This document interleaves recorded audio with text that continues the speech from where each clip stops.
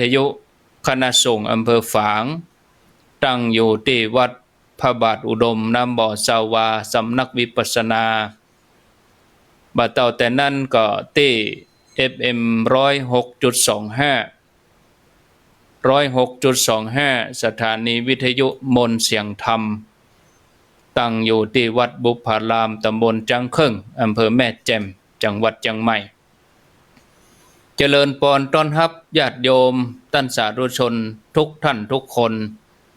ที่ติดตามผ่านระบบ Facebook ออนไลน์บ่ว่าจะฟังจากช่องทางใดติดตามช่องทางใดก็มีที่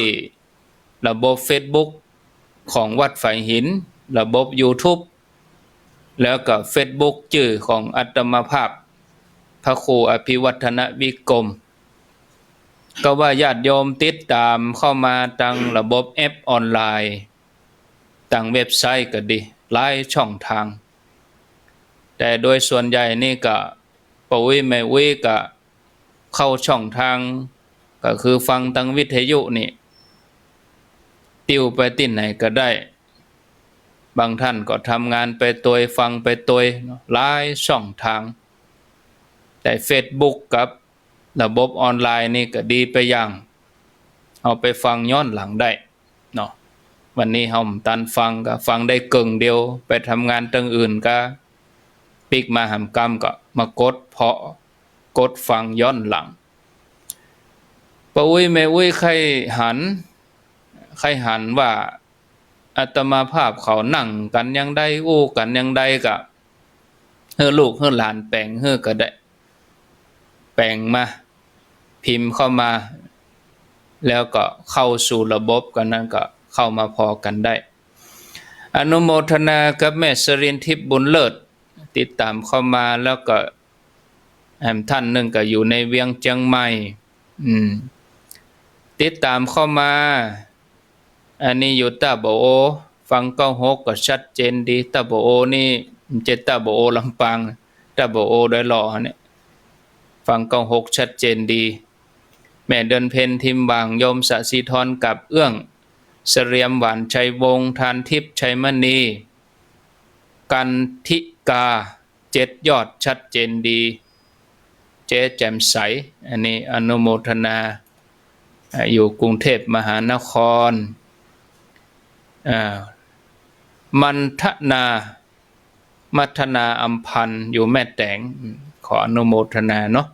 ได้แจ้งพิกัดเข้ามาตัวนงครานมุ่งวิชาออกอากาศแล้วก็บดมืดอยู่สันทรายแม่เต่าไห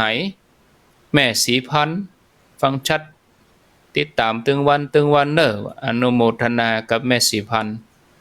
อยู่บ้านแม่เต่าไหอำเภอสันทรายตั้งสันทรายผู้นี่บดมืดว่ะเพิ่นแจ้งเข้ามาได้รอนี่แดดแซ่แลเนาะศรัทธาญาติโยมแต่ว่าก็ได้เห็นหน่อยบอกเปิ่นพรมน้ำมนต์เอามาเผาบรรทุกน้ำมาเต็มลำมาเสี่ยงโดยรอไปโดดข้ามไปตรงปุ่นสันทรายตั้งแม่อายปุ่นเนาะที่อื่นที่ไก่โยมแม่จัญญาฟองซักเนอะรับฟังอยู่สารปีแม่ปราณีบุญแผ่ผล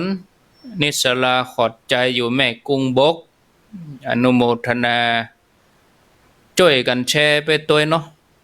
นอกจากฟังแล้วถ้าว่าญาติโยมชมพอทาง Facebook ก็ช่วยกันแชร์ไปเพื่อธรรมะจะก็ได้ขยายกว้างขวางเป็นกำลังใจซึ่งกันและกันตัวอนุโมทนากับโยมมีล้านนาท่านพระครูสังฆรักษ์รัตนสิริธนอัตแม่โสภากองสิงห์แม่ครูธัญญาอนุโมทนาแม่ครูธัญญาด้วยแม่โสภากองสิงห์นี่อยู่บักขุนหวานสันปะตองอนุโมทนาบุญโกวิโทนี่เป็นพระคุณเจ้าเนาะอนุโมทนาแม่กองคำทิศวงศ์แล้วก็มีหลายท่านชานนท์กันทมณีพระมหาบุญยมทิตศิโลนี่อยู่จังหวัดตากปุ่นนี่เยาวภาขันตีแม่จุธรรมาศฟองเขียวแม่ดวงเดียนวังฐาน หลายคนหลายท่านโยมพัชรินทร์สุกันโทโยมปีเกศรตาเปงท่านพระครูบดีกาประเสริฐประสันโนครับกับไว้สาตัวเนอะท่านพระครูแม่ตอนนี้เนาะแดดร้อนๆนี่เนาะโอ้ฟังรายการธรรมะเปิดวิทยุฟังไปตัวก็ม่วนอกม่วนใจก็อนุโมทนาเนาะสาธุอาจจะได้ตักบ่ทั่วเนาะญาติโยมตักอาจจะบ่ทั่วบ่หมดถ้าจะไปตักหมดก็เดี๋ยวเวลาก็ไหลก้นเข้าไปอีเนาะเอาหมอกบ่ให้พอดีบ่เกิน3 โมงเช้าเนาะ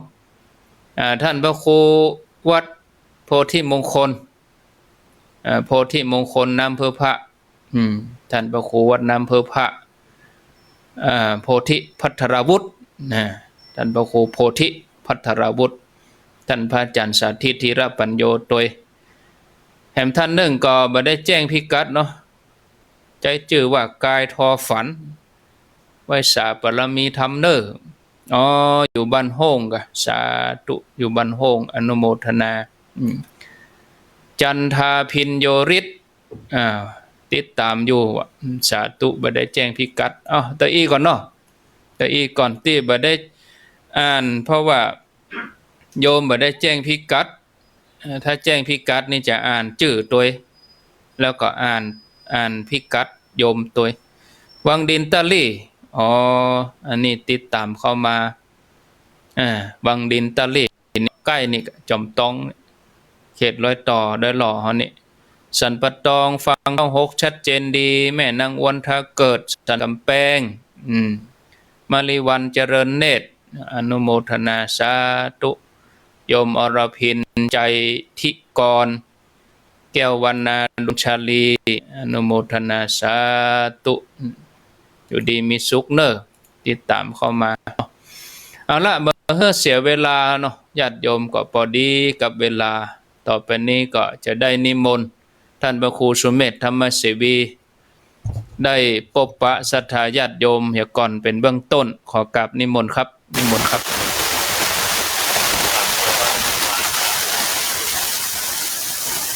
เดินตอนคณะสัทธาธรรมทางยูทูบเฟซบุ๊กไลฟ์ถ่ายทอดสดวันนี้วันพุธใกล้สิ้นเดือนแล้ว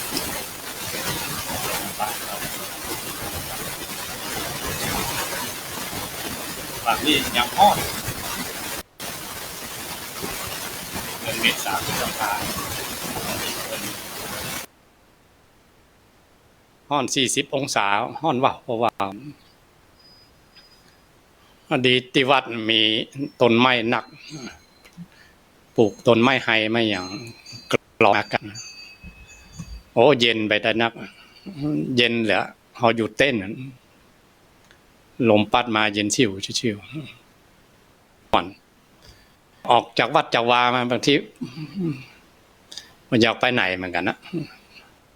เนี่ยตั้งการแล้วก็ห้ามให้ไปไหนด้วยถึงตูเจ้าพันเนนถึง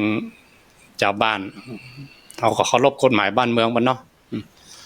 ไปหันไปนี่เดือดร้อนอสม.เดือดร้อนปหลวงมันพักกันอยู่วัดอยู่วาอยู่บ้านอยู่จองเมื่อเขาพักเขาบางทีเขาการงานเขาไม่ได้ทำได้เต็มเม็ดเต็มหน่วยมีบางอาชีพกันทำกับช่างฝีมืออย่างอยู่กับบ้านกับจองอย่างนี้ก็ได้อยู่แต่บางอย่างต้องออกนอกบ้านนอกจองไปถ้ามีกฎหมายบ้านเมืองมาห้ามตอนที่เขายังไม่ได้ทำเนี่ยเปิดวิทยุเปิด Facebook พอฟังไปอาศัยธรรมะกล่อมจิตกล่อมใจกันไปเกิดกำลังคิดกำลังใจดีดพื้นม่วนว่าวันนี้จะพูดจากันไปทางใดก็ได้นิมนต์ท่านอาจารย์ท่านพระครูอภิวัฒนวิกรมเจ้าของรายการสารธรรมยามแรงผู้ดำเนินรายการร่วมด้วยกันด้วยไม่ได้อู้คนเดียวเนาะว่าขอเราสู่กันฟังว่าอู้ด้วยกันเนี่ยได้มาเป็นแขกรับเชิญของอาจารย์พูดอันนี้มนต์อาจารย์ครับว่าวันนี้ให้อู้อย่างการครับนิมนต์ครับข ขอไหว้สาครับ ก็มากังวลกับเสียงนี้เนาะ โยมก็ว่าใครฮือท่านพระครูสุเมธได้เกินนำเมินน้อยเมินน้อยอีหรออู้เกินนำเมินน้อยอีนะก็ท่านพระครูก็ส่งลูกมาก็ กังวลแปลงเครื่องก็นี่แปลงอันเดียวนี้โยมถ้าพอทั้ง Facebook นี่จะหันนั่นการแปลงโทรศัพท์ก็ดีฮับอย่างกะแปลงก็ดีแปลงพอดีอันไม้ตัวนี้ก็อย่างว่านะเนาะอายุการใช้งานดีละถ้าไฟขึ้นกู้นี่คือดังถ้าขึ้นข้างเดียวนี่คือดังถ้าขึ้นข้างเดียวนี่จะบ่ดังถ้าอย่างอีนี่ดังโทมก็โทม เหมือนคราวที่แล้วเนี่ยรายการไปได้น้อยไฟฟ้าดับก็เมื่อวันพุธที่แล้วไฟฟ้าดับฝนตกไฟฟ้าดับบนดอยก็โทรศัพท์แปดฮอดจะฮับนะโอ้อดอัดกับเอาล่ะกำนั่นแปลงมันจะเป็นตาคอมเฮากะโยมเพิ่นโทรมาพ่องบัดดีเน้อบัดดังเน้อมันใครม่วนล่ะเวลาเพิ่นโทรมาเสียงบัดดังเน้อมันใครม่วนล่ะก็เลยมันก็เป็นกังวลหน่อยเนาะที่จริงเรื่องราวทางเทคนิคมื้อนี้มันเป็นธรรมดาน่ะศรัทธาญาติโยมถ้าว่าญาติโยมเขาฟังอยู่ก็จะฮู้เนาะบางทีเสียงมันเบาไปญาติโยมก็เป็นผู้ตรวจสอบไปในตัวเพิ่นแสดงว่าเพิ่นตั้งใจแท้นะเนี่ยศรัทธาเขานะโอ้ใจจดใจจ่อแท้นะฮะได้ยินได้ยินกายะเสียงเบาเสียงดังเสียงก้อยต้องขอบคุณเด้อโอ้แสดงว่าเพิ่นฟังแต่เอาแล้วเนาะเพื่อเพื่อเป็นการเสียเวลาก็จะได้อู้จากับศรัทธาญาติโยมใจแต้กับใครเฮือท่านพระครูเพิ่นเกินเมินนั่นน่ะเหมือนโยมเขาอู้กันน่ะโยมท่านพระครูที่จริงเฮาก็ใครเฮือท่านพระครูเมินเพราะว่าเฮาก็ตึงจัดกูเจ้าตี3ถึงตี5แม่นแรงก็สะเตือก็ชายเดียวตี4ถึงตี5แม่นแรงก็บ่าย4โมงก็ถึงตลอดอยู่แล้วอย่างกะแต่อาจารย์ท่านพระครูสุเมธนี่ก็มันเมินในเปิ้นจะได้มาเหียติดในก็ได้มาเหียวันเนี่ยก็ใครฮือเปิ้นอู้มันเบิ่นเกริ่นเหียสักประมาณครึ่งชั่วโมงเนาะก็เป็นหยังเนาะก็เดี๋ยวจะโยนหัวข้อไปให้เปิ้นได้อธิบายเมินๆ เปิ้นอู้เปิ้นจ๋าบางท่านก็แสดงความหันมาช่วงแรกนี่ฮืออู้กันคือว่าฮือเกริ่นไปต้นไหนก็เมินน้อยแต่ถ้าว่าอู้ศูนย์กันนี่ฟังตันว่ะโยมว่านะ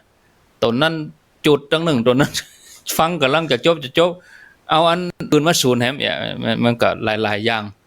บางท่านก็ว่าอย่างเงี้ยม่วนดีได้อรรถรสดีก็ว่ากันไปนั้นก็ปะกันคนละเกิงกลางเนาะปะกันคนละเกิงกลางก็คือเบื้องต้นนี้ใครนิมนต์ท่านพระครูเพิ่นได้อู้กับศรัทธาญาติโยมเรื่องหัวข้อธรรม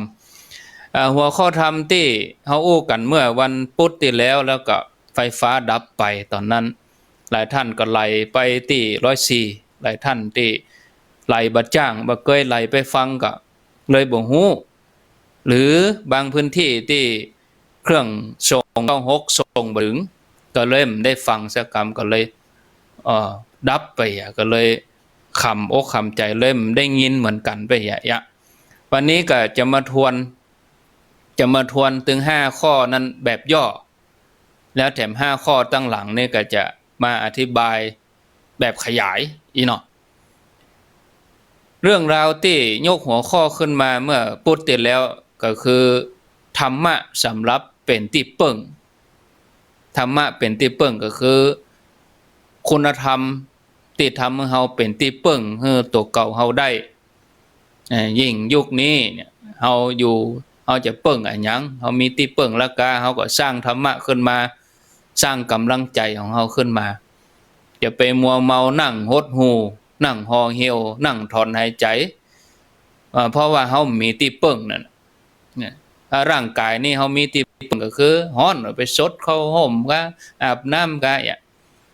แต่ถึงแม้เฮาจะอาบน้ำอย่างใดก็จังแต่ถ้าใจเฮามันมีที่เปิ้งมันก็หดหูอยู่หั่นอีเนาะ อันนี้อูถึงหลักธรรมหลักธรรมนั้นมีหัวข้อว่า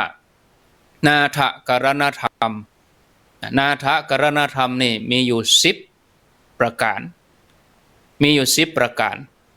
เมื่อสัปดาห์ที่แล้วอาตมาภาพพร้อมกับอาจารย์ท่านพระครูสุเมธธรรมเทวีได้ยกขึ้นมาอยู่5ข้อวันนี้ก็จะได้นำเสนอแถม5ข้อแต่ก่อนจะอู้5ข้อตั้งหลังก็จะทวน5ข้อแรกทวนถึงโมดเหตุก่อนถึง10แล้วก็จะได้นิมนต์ท่านพระครูเพิ่นทวน5ข้อแรกไปประมาณครึ่งชั่วโมงนับนี้ไปจนถึงประมาณ4โมงนะเป็นข้อไปอีนะแล้วก็ญาติโยมก็ก้อยโทรมาหลัง4โมงปลายพุ่นก็ญาติโยมก้อยโทรมาถ้าช่วงนี้ถ้าว่าวิทยุดับกาเสียงบ่ได้ยินดังเท่าใดก็โทรมาได้แจ้งได้แต่ถ้าจะโทรมาว่าฟังอยู่เนอชัดเนอฮื้อกำลังใจเนอต้องโทรเด้อถ้าจะถามปัญหาบ่ต้องโทรเด้อแต่ถ้าโทรมาบอกว่าวิทยุมันดับไปเสียงมันดับไปเสียงมันก้อยไปก็อย่างใดก็อันนี้ทางด้านเทคนิคนี่โทรมาได้นะเอาละญาติโยมทั้งหลายนาถกรณธรรมถึง10อย่างนี้อันที่1คือศีล2พหุสัจจะ3กัลยาณมิตรตา4โสวัจจสตา5กิงกรณีเยสุทัคคตา6ธรรมกามตา7วิริยารัมภะ8สันตุถี9สติ10ปัญญาอันนี้ได้ยกหัวข้อขึ้นมาก็จะได้นิมนต์อาจารย์ท่านพระครูได้ทวนให้ญาติโยมฟังเนาะถึง5ข้อเบื้องต้นแล้วก็เดี๋ยวมาสนทนากันใน5ข้อตั้งหลังอันที่1คือศีลอันที่2พหุสัจจะอันที่3กัลยาณมิตรตาอันที่4โสวัจจสตาและอันที่5กิงกัลนีเยสุทัคคตาความหมายศีลเป็นอย่างใดพหุสัจจะเป็นอย่างใดกัลยาณมิตรตาเป็นอย่างใดโสวัจจสตาเป็นอย่างใดกิงกัลนีเยสุทัคคตาเป็นอย่างใดเนาะเอาข้อ1ก่อนศีลนี่เป็นที่เปิ้งอย่างใดครับอาจารย์ท่านพระครูครับขอนิมนต์ครับศีลนี่ครับถ้าโอตามอย่างนิยายความเดิมตอนที่แล้วครับทวนหน่อยแล้วก็โปรดติดตามตอนต่อไปครับเขาได้โอ้กันพุทธที่แล้วว่าเขาโปรดติดตามตอนต่อไปวันพุธหน้าเนอะอาจารย์บอกว่าให้มาทวนหน่อยศีลคือปกติแปลว่าเย็นก็ได้แปลว่านักก็ได้ปกติของ13เจ้าบ้านเฮาก็ปกติของทุกเจ้าก็มีศีลบัญญัติเฮาได้ประพฤติตามที่พระองค์ได้บอกไว้บ่ได้ล่วงเกินข้อบัญญัติที่พระองค์ได้บอกไว้มันต้องศีลเลิกเด็กอย่างมาล่ำมาเลยศีล5เป็นปกตินี่นะตัวเองก็เป็นที่อุ่นใจละที่เปิ่งพวกเฮาทั้งหลายละถ้าเกิดจะสูงไปทำน้อยวันพระวันศีลเดือนเพ็ญเดือนดับออก8ค่ำแฮม8ค่ำแล้วก็เพิ่มเป็นอุโบสถศีลอิมันจารติงอิมันจติวสังวัน1คืน1เอาไว้คุ้มครองตัวเก่าธรรมะย่อมรักษาผู้ประพฤติธรรมเขาได้ประพฤติศีลประพฤติธรรมของพระองค์ธรรมะของพระองค์จะ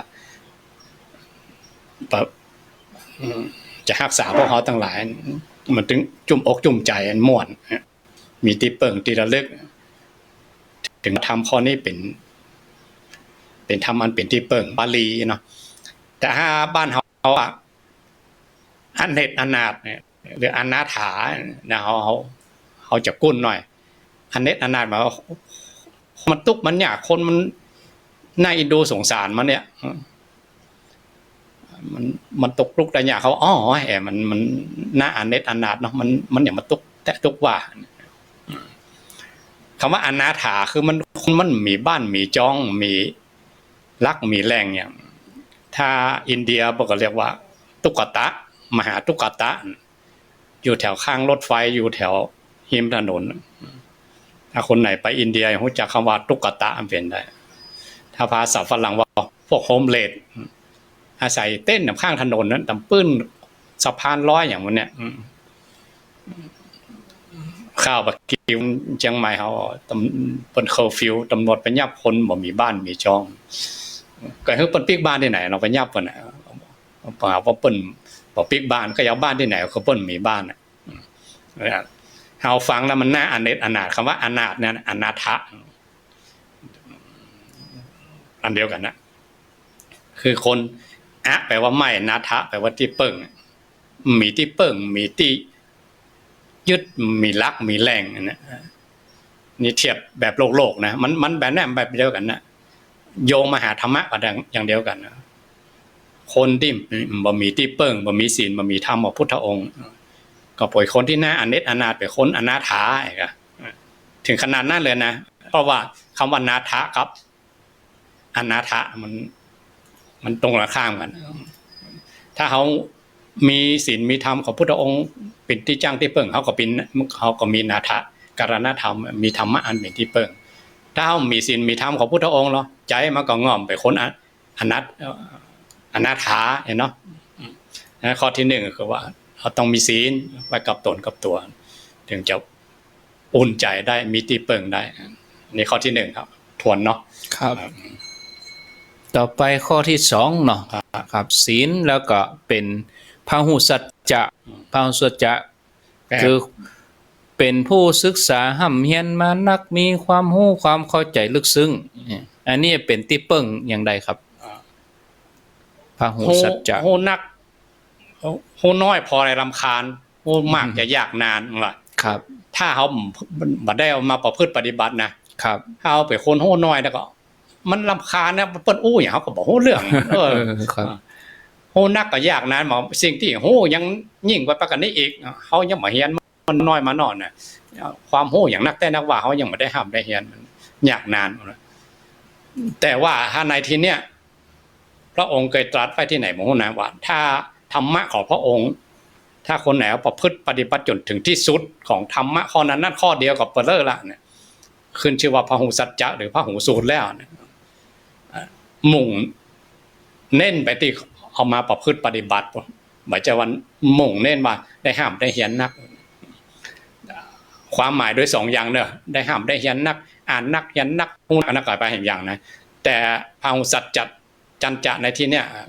เป็นผู้ได้ยินได้ฟังนักหมายเอาธรรมะของพระองค์ข้อใดข้อหนึ่งมาประพฤติปฏิบัติจนธรรมะข้อนั้นเป็นที่เปิ่งได้สุนทรภู่ก็หาได้โอไว้ครับโหอย่างเดียวอย่างก็เพิ่นว่าอาจารย์เคยได้ท่องก่อนจงเชี่ยวชาญเถิดจะเกิดผลลืมไปละโหอย่างเดียวอย่างช่างไม้เนี่ยขอเขาเก่งช่างไม้ก็ช่างไม้ละเอาจนเก่งไปเลยครับช่างเล็กก็ช่างเล็กไปเลยเป็นสาขาไปเลยเป็นสาขาไปช่างยนต์ก็ช่างยนต์ไปเลยอันนี้ธรรมะของพระองค์เหมือนกันเขาจะเก่งดังใดเอามาประพฤติปฏิบัติข้อใดข้อหนึ่งคือได้ทะลุปลุกโปร่งเนี่ยเอาจนมาเป็นที่เปิ่งได้อันนี้ก็ขึ้นชื่อว่าเป็นพหุสัจจะละปัจจัยว่าจะโหนักเฮียนนักปัจจัยถ้าเอาธรรมะของพระองค์ข้อใดข้อหนึ่งมาประพฤติปฏิบัติขึ้นชื่อว่าเขาได้ที่เปิ่งนะเป็นพหุสัจจะละแต่อีกกันเนาะข้อ2เนาะข้อที่3นี่กัลยาณมิตรตาการเข้าหาคนดีมีที่ปรึกษาที่ดีมีผู้แนะนำสั่งสอนที่ดีคือการคบมิตรนั่นนะครับคบมิตรคบเปื้อนนะครับเป็นที่เปิ่งอย่างใดครับศิษย์มีครูครับก็แล้วกันกัลยาณมิตรนี่หมายถึงครูหมายจะว่าเจียวกินเพื่อนนี่ไม่ใช่ในที่นี้นะครับที่อื่นอาจจะเป็นเพื่อนเป็นฝูงแต่ถ้าในที่เนี้ยถ้ามาเป็นที่เปิ่งที่ระลึกเขาเป็นศิษย์มีครูเรียนวิชาอย่างกระจ่างเด้อวิชาต่างๆมันสืบรุ่นต่อรุ่นกันมาหรอกถ้าเขามีครูหน่อยแนะนำสั่งสอนเวลาเขาจะประพฤติปฏิบัติแล้วมันอุ่นใจว่าเขาไม่ใช่ประพฤติลอยๆนะเขาไม่ใช่ยักไปเลยเนอะไม่ใช่ว่าบ่มีทิศบ่มีทางอย่างเขามีครูเขามีอาจารย์เขามีครูบาอาจารย์สั่งสอนมาเป็นข้อประพฤติปฏิบัติอย่างเอียนคำว่าอุ่นใจว่าเขาศิษย์มีครูอันเนี้ยแต่ว่า นาถกรณธรรมแล้วนะถ้าจะอธิบายกันยาวก็เขาได้อธิบายถ้าเอาไปเปิด Facebook ทวนหลังเนาะเราจะอธิบายเรื่องนี้กันยาวมาแล้วเอง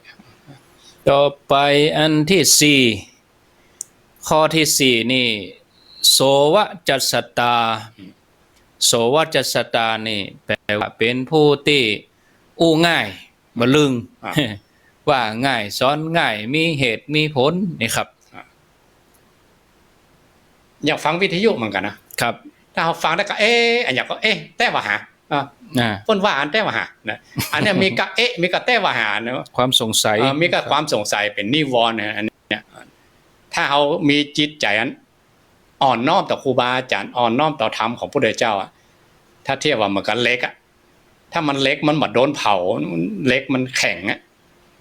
ปฏิเป็นภาชนะเป็นเครื่องใจไม่สอยอย่างมันยากมันแข็งถ้าเล็กเอาไฟไปเผามันอ่อนลงไปแต่ตีเป็นภาชนะหรือเอาไปหลอมเป็นเครื่องใจไม่สอยอย่างมันก็ได้หมดเพราะว่าเล็กมันอ่อนใจมันถ้ามีแต่ความแข็งกระด้างมีแต่ความอดหู้อดเก่งอดดีบ่อ่อนน้อมต่อผู้หลักผู้ใหญ่บ่อ่อนน้อมต่อครูบาอาจารย์บ่อ่อนน้อมต่อหลักธรรมคำสอนของพระพุทธเจ้ามีแต่มีแต่สงสัยมีแต่ว่าความหู้ทั้งหลายมันก็เข้าไปบ่ได้ก็เคยเทียบนิทานเรื่องอมาตย์นันอินนะเรื่องหนึ่งกับพระเจ้าที่เป็นไปเรียนวิชากับครูบาอาจารย์มาในพุทธที่แล้วเนาะครับอันนี้ต้องเป็นคนที่ว่าง่ายสอนง่ายมีอย่างกระครับผมไว้ก่อนครับผมไว้ก่อนครับอันที่ห้ากิงกรณีเยสุทัคคตาแปลว่าเอาใจใส่ดูแลในกิจการน้อยใหญ่ทุกอย่างของส่วนรวมของหมู่คณะเนาะรู้จักพิจารณาไต่ตองเมื่อพิจารณาไต่ตองแล้วก็ทำให้สำเร็จเรียบร้อยอันนี้คือกิงกรณีเยสุทัคคตาคือกิจทำกิจอันใดจ่วยอาสาอีเนาะครับนิมนต์ครับเขาโยงไปหาบุญกิริยาวัตถุที่เขาอู้เขาแล้วเนาะกับวิยาวัจจะไม่ช่วยเหลือส่วนรวมเองกันเดียวกันนะถ้าเขาได้ช่วยเหลือส่วนรวมเขาบางทีเรื่องเครื่องใจไม่ซอยกันจัตุปัจจัยสี่กันหรือวิชาความรู้กันเขาพอมีแล้วครับถ้าเขาได้แจกแจงออกไปนี่มันม่วนหรอถือว่าเขาเป็นพ้นฮื้อครับถ้าเขาได้ฮื้อส่วนบุคคลก็ดีส่วนรวมก็ดีฮื้อบ้านฮื้อเมืองก็ดียิ่งเนี่ยบัดเดียวเนี่ยเป็นโอกาสอันดีเลยนะเคยได้อู้จากกับท่านอาจารย์วิระวัดเก่าเจริญธรรมเนาะตอนที่น้ำท่วมปีเนี่ยปี54ก็ได้ครับปี54อาจารย์ว่าจะมีโอกาสเมื่อใดนะเขาอย่าไปช่วยคนที่น้ำท่วมอย่างวันหรอกต้องมีโอกาสมีจังหวะมีจังหวะได้ช่วยครับอันนี้เหมือนกันข้อนี้เหมือนข้อ5เหมือนกันประเดี๋ยวคนดึงเมืองหรือคนทั่วโลกบางคนเปิ้นต้องการปัจจัย4บางคนเปิ้นต้องการอาหารครับบางคนเปิ้นต้องการการงานอย่างนั้นมันมีสปะดีถ้าเรามีโอกาสได้ช่วยเขาเนาะอันเนี้ยข้อเนี้ยมีโอกาสเลยต่อนี้เลยนะถ้าคนไหนเป็นคนฮื้อเป็นคนได้ช่วยคนอื่นเนี่ยเมื่อมายอดดูตัวเก่าแล้วโอ้เขามีที่เปิ่งหรอจิตตัวเนี้ยจิตที่ฮื้อเปิ้นเนี่ยจิตที่ช่วยเหลือคนอื่นเนี่ยเอาจิตตัวเนี้ยเอาการกระทำตัวเนี้ยมาเป็นที่เปิ่งได้เป็นบุญได้เลยครับพอตัวอีกกันเนาะนึกถึงมาได้กับม่วนนะกะได้ช่วยเปิ้น10 ปี20 ปีก็บ่หายนะครับทั้งที่การกระทำมันกระทำไปแล้วนะไปแล้วแต่ว่าใจที่ได้ไปช่วยนั้นมันยังกึดถึงอยู่กึดถึงยังม่วนอกม่วนใจอยู่ปัจจัยเขาติดบุญนี่ปัจจัยนะครับถึงมีทรัพย์กำหนึ่งเขาว่าจาคานุสติก็ดีอัปปละภาคะเจตนาก็ดีอันนี้อย่างเดียวกันครับตัวเดียวกันว่าเขาได้ช่วยเหลือไปแล้วเขานึกมาย้อนหลังมาคัดเก่าจิตใจเขามาเป็นที่เปิ่งได้หรอนึกย้อนหลังไปโอ้เขาได้ช่วยเหลืออย่างอันอย่างอีไปปีนั้นนะเปิ้นเดือดร้อนกันถึงบ้านถึงเมืองนะครับนึกมาได้ก็จุ่มใจนึกมาได้ก็ม่วนใจอันนี้เนี่ยเรียกว่าธรรมะอันเป็นที่เปิ่งของพวกเขาทั้งหลายได้แล้วบสูญโยนะคำมาหายไปไหนบำเหมือนกับของใจไม่สวยที่เขากินเขาใจเนี่ยนะอยู่เสี่ยงไปใจไปเสี่ยงไปครับสมมาตรว่า ไม่ใช่ว่าโอ้ยามเนี่ยเขากินไปคนผมมันขี้ขวางเลยนะมันอายุวันเดียวได้นะแม่นเรื่องอาหารการกิน อ่า เปลี่ยนเป็นมื้อไป แล้วก็ไม่ใช่ว่ามันจะอันบำรุงร่างกายมันเป็นไฟเผาผลาญในร่างกายแก่ไปติ๊กๆเหมือนกันนะครับ เสื่อมไปตัวน่ะแล้วก็อายุมันก็วันเดียวไม่ใช่เมิน ก็บ่ได้ กินไปก็จะเท่งตัวเก่าเท่าไปบ่กินก็บ่ได้ มันหิวอ่ะครับนะก็ต้องเป็นเนี่ยมันเป็นปัจจัย4เครื่องอาศัยหรอกครับปัจจัยเครื่องอาศัย4อย่างเนี่ยมันก็บ่ได้นะครับเขาก็ต้องเปิ้งเป็นปัจจัยหรอกเครื่องอาศัยไปแต่ว่าบุญเนี่ยที่ถ้าเขาได้ช่วยเหลือคนอื่นเนี่ยพระองค์เทียบในฌานสูตรนะครับพระองค์เทียบทั้งโลกนี่เลยว่าเหมือนเฮือนไฟไหม้ปัจจัย4ทั้งหลายที่เขาจ่ายเนี่ยเหมือนกับวัตถุสิ่งของที่มันอยู่ในเฮือนไฟไหม้ว่าครับไฟก็ไหม้เลยไปขี้ซากไฟเลยใจแล้วเสียงแล้วเสียงเลยนะครับแต่ถ้าคนไหนขนออกจากเฮือนไฟไหม้อันนั้นเป็นของเขาสมบัติของเขาเลยถ้าจะเอาอย่างออกนี่ก็ตาหน้าบ้านเรามีช่วยเหลือคนอื่นเนี่ยจะตันเอาอย่างออกนี่ถ้าคนไหนตันเอาได้ออกน่าเป็นของเขาเลยนะครับชั่วชีวิตของเขาละเขาคือเราว่าเขาได้จุ่มใจอึกนึกอย่างพวกที่เขาได้ช่วยเหลือคนอื่นน่ะใจที่มันใหญ่ใจที่มันกว้างเขาได้ช่วยเปิ้นเนี่ยเขาไปช่วยได้สมมติว่าเขาทุกเขายากเขามันมีจัตุปัจจัยอย่างต่อได้เขาช่วยด้วยแหงเขาก็ได้หรอเอาแหงไปช่วยหรือคนเฒ่าคนแก่ผ่านชีวิตมันนักเอากำอู้กำจ่านี่ไปช่วยกันนะความรู้เนาะการแนะนำบอกกล่าวเทียบครูบาอาจารย์เหมือนกันเวลาไปสวดมนต์เนี่ยนะบ่ต้องไปอย่างนักหนาไปนั่งนักอุ่นใจแล้วศรัทธาครับลูกศิษย์ลูกหาครูบามาแล้วม่วนเนาะตัวเอะอันนี้แค่การกระทำมาได้นะตัวเอะก็เป็นที่จุ่มอกจุ่มใจของลูกศิษย์ลูกหาเจ้าบ้านเจ้าจองนั่นครับอันเนี้ยธรรมะอันเป็นที่เปิ่งได้เอกคนส่วนรวมเป็นประโยชน์เขาได้เป็นประโยชน์กับส่วนรวมเนาะครับอันนี้ทวนว่าความเดิมตอนที่แล้วครับต่อไปจะขึ้นตอนใหม่แล้วเนอะโปรดติดตามอันใหม่วันนี้จะขึ้นแถม5หัวข้อธรรมก็คงจะใช้เวลาอธิบายพอให้พอดีก็ไปถึงประมาณ4 โมงปลายเนาะศรัทธาญาติโยมอันที่6ข้อที่6ธรรมกามตาอันที่7วิริยารัมภะ8สันตุถี9สติ10ปัญญาอาตมาหัวข้อมาถึง5ข้อเนี่ยญาติโยมที่เคยผ่านการอ่านการเรียนมาก็ลองตอบในใจตัวเก่าพอเขาเข้าใจหัวข้ออันใดพ้องจะเข้าใจเรื่องปัญญาจะเข้าใจเรื่องสติสันตุถีวิริยารัมภะก็ว่าธรรมกรรมตาหรือว่ายังบ่ฮู้ความหมายเตื้อนี่เนาะก็ลองฟังความหมายพอแล้วก็ลองเดาใจตัวเองว่าเต่าที่เฮาได้ฟังธรรมะครูบาอาจารย์เปิ้นอู้กันมาหลายปีฟังมากันดีดักสถานีก็เปิดมาเกือบ20 ปีบางสถานีนะครูบาอาจารย์แต่ละตนเปิ้นก็เอาธรรมะมาอู้มาจ๋าอันนี้ญาติโยมพอจะเข้าใจเรื่องใดพ้องแต่บางท่านนี่เปิ้นเข้าใจแต่เปิ้นมันอุ้มได้ท่านมาอธิบายอย่างท่านเขาไม่ได้แต่หูนะบอกกองหัวข้อขึ้นมานะกำข้อย่างเปิ้นเสียอย่างสักอย่างนะเข้าใจแต่ว่าบ่ได้อย่างนี้ก็ได้ถ้าเขาเข้าใจด้วยตัวเองอย่างนี้ก็ได้เนาะข้อที่6ธรรมกรรมตานี่เป็นผู้ที่ใคร่ในธรรม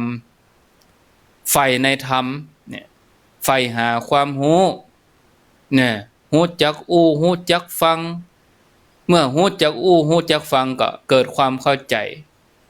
เมื่อเข้าใจก็ร่วมปรึกษาหารือสนทนาชอบศึกษานี่ยินดีปรีดาในหลักธรรมนั้นๆแล้วก็เรียนรู้ได้ละเอียดลึกซึ้งขึ้นไป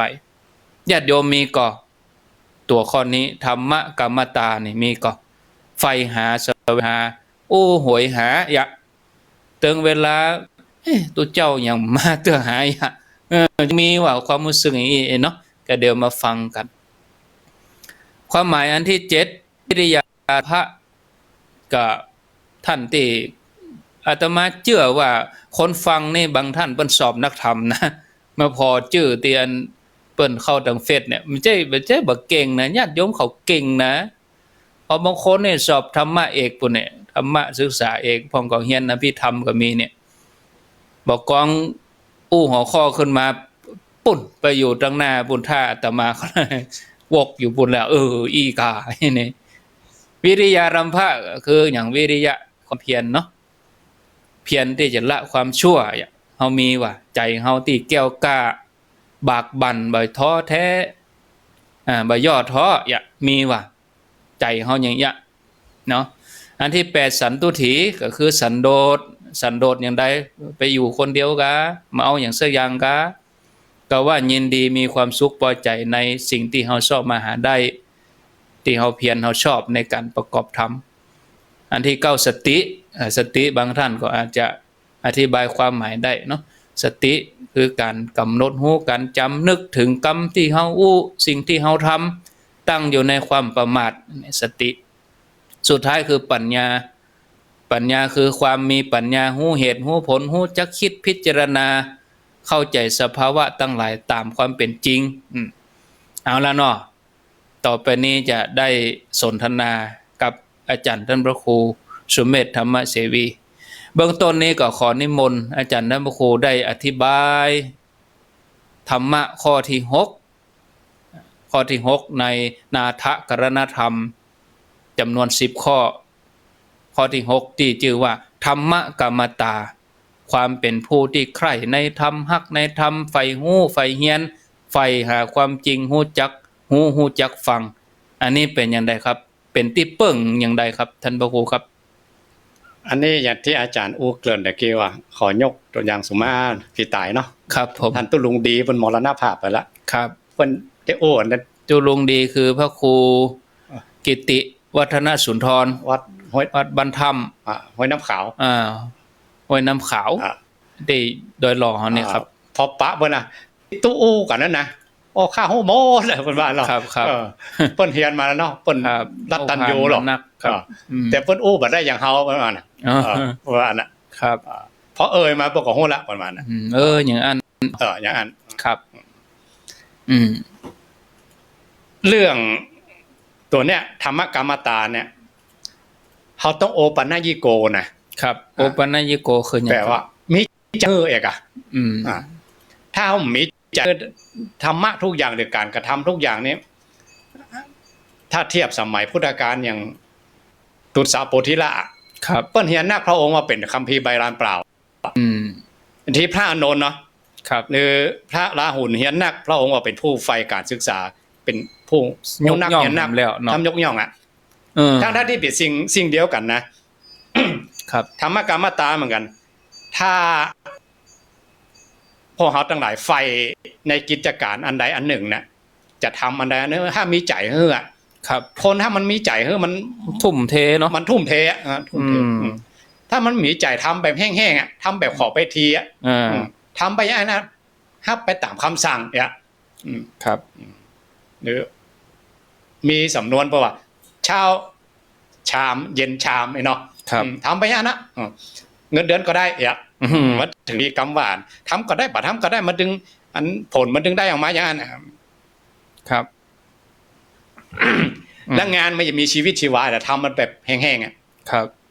ถ้าเป็นผู้ใคร่ในธรรมแล้วตัวนี้เมินไปไม่เพราะว่าไม่กลั้นตัวกลายเป็นฉันทะนะพอใจในงานนะที่จะทำพอฉันทะเกินนี้มันเป็นอิทธิบาทหรอครับความสำเร็จทุกอย่างเลยเกิดจากตัวนี้ตัวมาเป็นปุ๊กเลยครับมันตอนแรกต้องมีใจให้ก่อนมีใจที่จะทำอย่างอาจารย์ว่ามีใจที่จะมาฟังเนี่ยครับ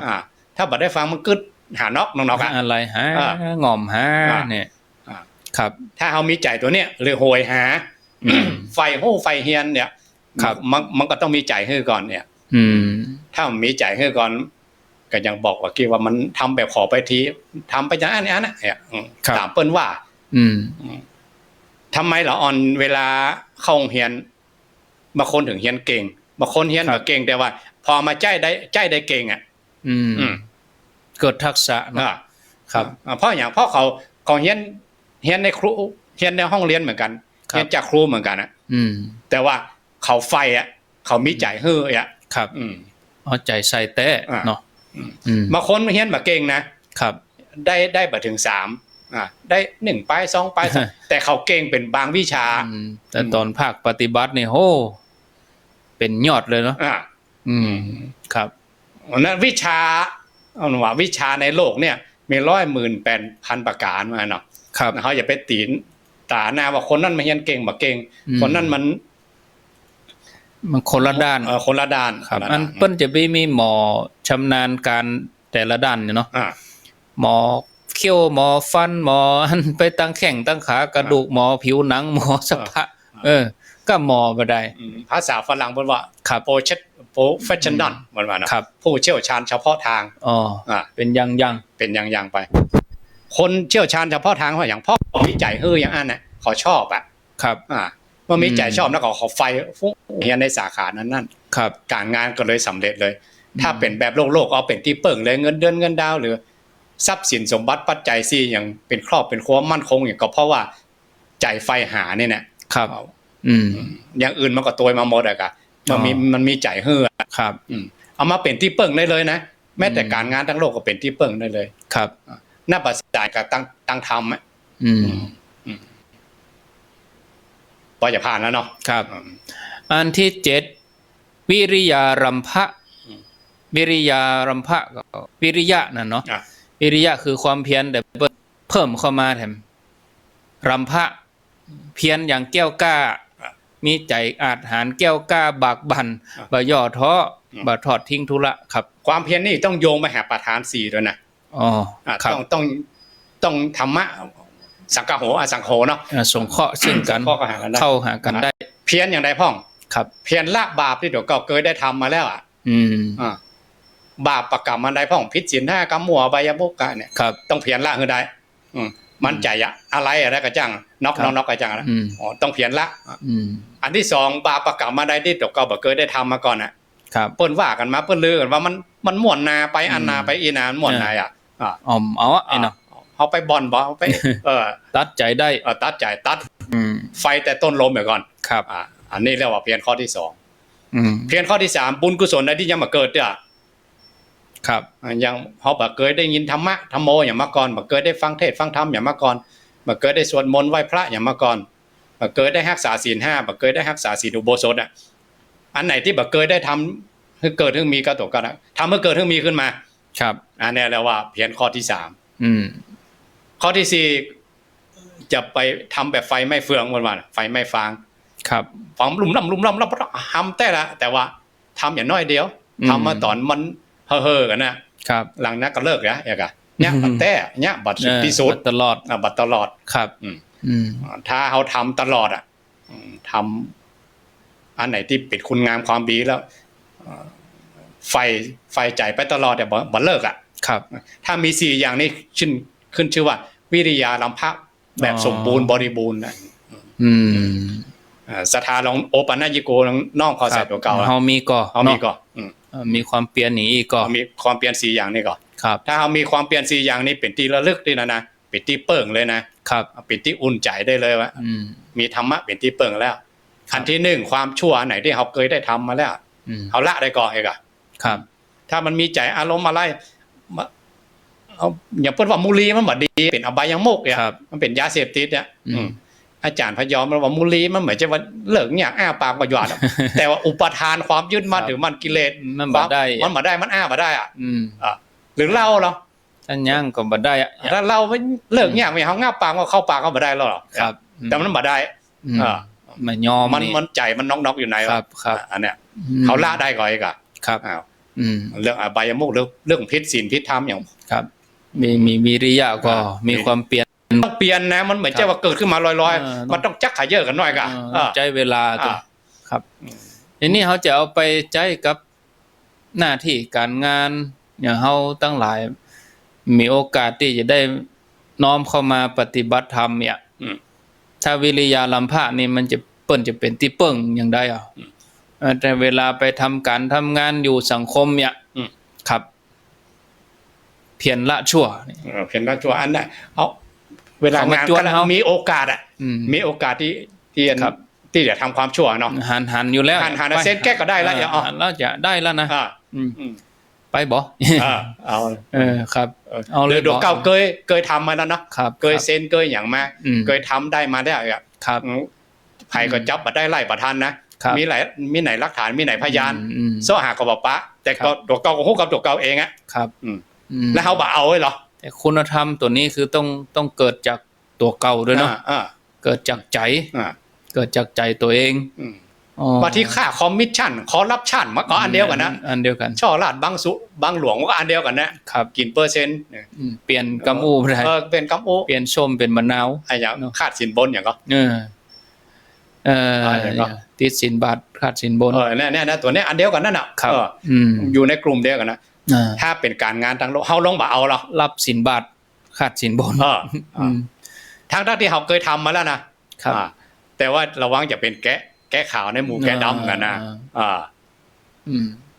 เดี๋ยวเข้าหมู่บ่ได้เนี่ย ครับ อ่า นี่ลำบากครับ อ่า อยู่ยากให้เนาะ เออ อยู่ไม่ได้ละ อ่า ครับ โบราณว่ากินตามหน้าไม่รู้ว่าจะมีหรอก เนาะ บางทีเอามาตั้งโต๊ะมันมาจากไหนเนี่ย ครับ อ่า อืม นายบ่ต้องถามแล้วมันมาของมันตามสายของมันนี่หรอก ได้เลย ก็จำเป็นแหละเนาะ อันนี้ถ้าเขาบ่เอานะถ้ามีใจพืชอ่ะ อ๋อแสดงว่ามีวิริยารำพะละ อ่า มีความเปลี่ยน ผมเคยอู้กับ ครับ อันอย่างก็หมู่วันที่จัดซื้อจัดจ้างของเทศบาลที่ไหนผมบอก ครับ บอกนะเดี๋ยวไม่ไป อืม มันมีผลกระทบกับเปิ้นเนาะ ครับ ทั้งไก่ทั้งเปิ้นทั้งในเวียงว่า อืม เปิ้นมาทำบุญสังฆทานที่วัดเปิ้นว่าเปิ้นอยู่ในแผนกจัดซื้อจัดจ้างเนี่ยเปิ้นบอกผลประโยชน์มันนักในเวียงภาษีมันนักเนาะ อืม และครั้งหนึ่งเปิ้นไปซื้อต้นไม้ ครับ ที่ส่วน ตั้งง เที่ย บไหมเนาะ ฮะ ตั้งงบมา ตั้งงบละ อืม แล้วก็หมู่นั่นก็บอกว่าอันจะเขียนบินต้นไม้ต้นใด ได้จัดเฮ้ยเนาะ จัดเถอะ ครับ ก็มันถูกต้องอ่ะ ครับ ก็ อืม ก็เขียนบินก็ถูกต้องอ่ะ อืม แต่ว่าบินกับตัวราคาจริงมันมาเท่าเดียวกันนะครับ อ๋อ เปิ้นว่าเปิ้นมาเอาอันราคาต้นไม้ต่อใดก็ได้นะเปิ้นเป็นคนวาดคนวาเนาะ อืมจริงๆอย่าบวกเข้าไปก็ได้ บวกเข้าไปก็ได้ เพราะว่าอันต้นไม้นี่มัน ก็เปิ้นถึงฮู้กันอยู่แล้วเนี่ย อืม ปอกก้ากับมันคนจัดซื้อจัดจ้างเปิ้นฮู้กันอยู่เนี่ย ครับ แต่เปิ้นมาเอา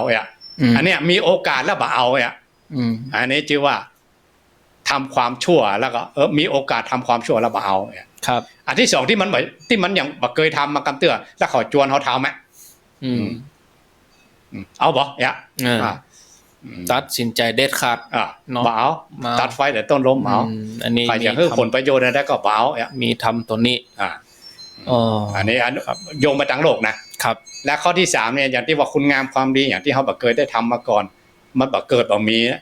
เขาลองถามว่าเขาสำนักงานของเขาหรือบ้านเมืองของเขาหรือหมู่บ้านของเขาอย่างไรให้มันเจริญขึ้นมาก่อนนี้มีห้อมใดพ่องเขาได้เรียนมาแล้วหรอเขาทำได้ครับทำให้เกิดขึ้นมีในหมู่บ้านของเขาทำให้เกิดขึ้นมีในครอบครัวของเขา ครับและข้อที่4จะทำอันไหนที่มันดีอยู่แล้วนะ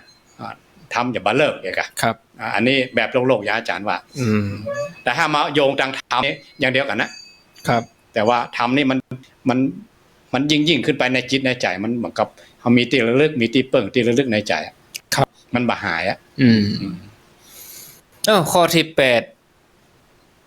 8ว่าสันตุถีสันตุถีแปลว่าความสันโดษยินดีมีความสุขความพอใจในสิ่งที่ตัวเองมีที่ตัวเองหาได้ด้วยความชอบด้วยนะอันชอบทำตัวเองสันตุถีคือความสันโดษนี่ก็อยู่ในมงคลกะมงคล38ครับอยู่ในมงคลด้วยครับแล้วก็ขอยกกำหลวงรัชกาลที่9เศรษฐกิจพอเพียงอันเดียวเลยสันตุถีนี่นะอันเดียวกันนะถ้าคนไหนศึกษาคำสอนของในหลวงรัชกาลที่9นะศึกษาให้แก่นถึงแก่นแท้อันเดียวกันนะตัวนี้สันตุถีนี่เนาะถ้าเวลาทุกเจ้าสวดมนต์ถ้าปากใต้หรือภาคกลางเนี่ยเวลาเปิ้นลงท่าสวดมนต์ไปลงภวัตตุศัพท์หรอครับแต่บ้านเฮาอย่าลงคำว่าสุโขบทท้ายของสุโขบอกว่าสันตุถีปรมังทนังครับ อืมความสันโดษมันมีอย่างว่าสันตุถีปรมังท่านังวิสาสาปรมายาตินิปานังปรมังสุขังมันมีทรัพย์อยู่4อย่างทรัพย์อันยิ่งอยู่4อย่างครับความเยี่ยมยอดมี4ตัว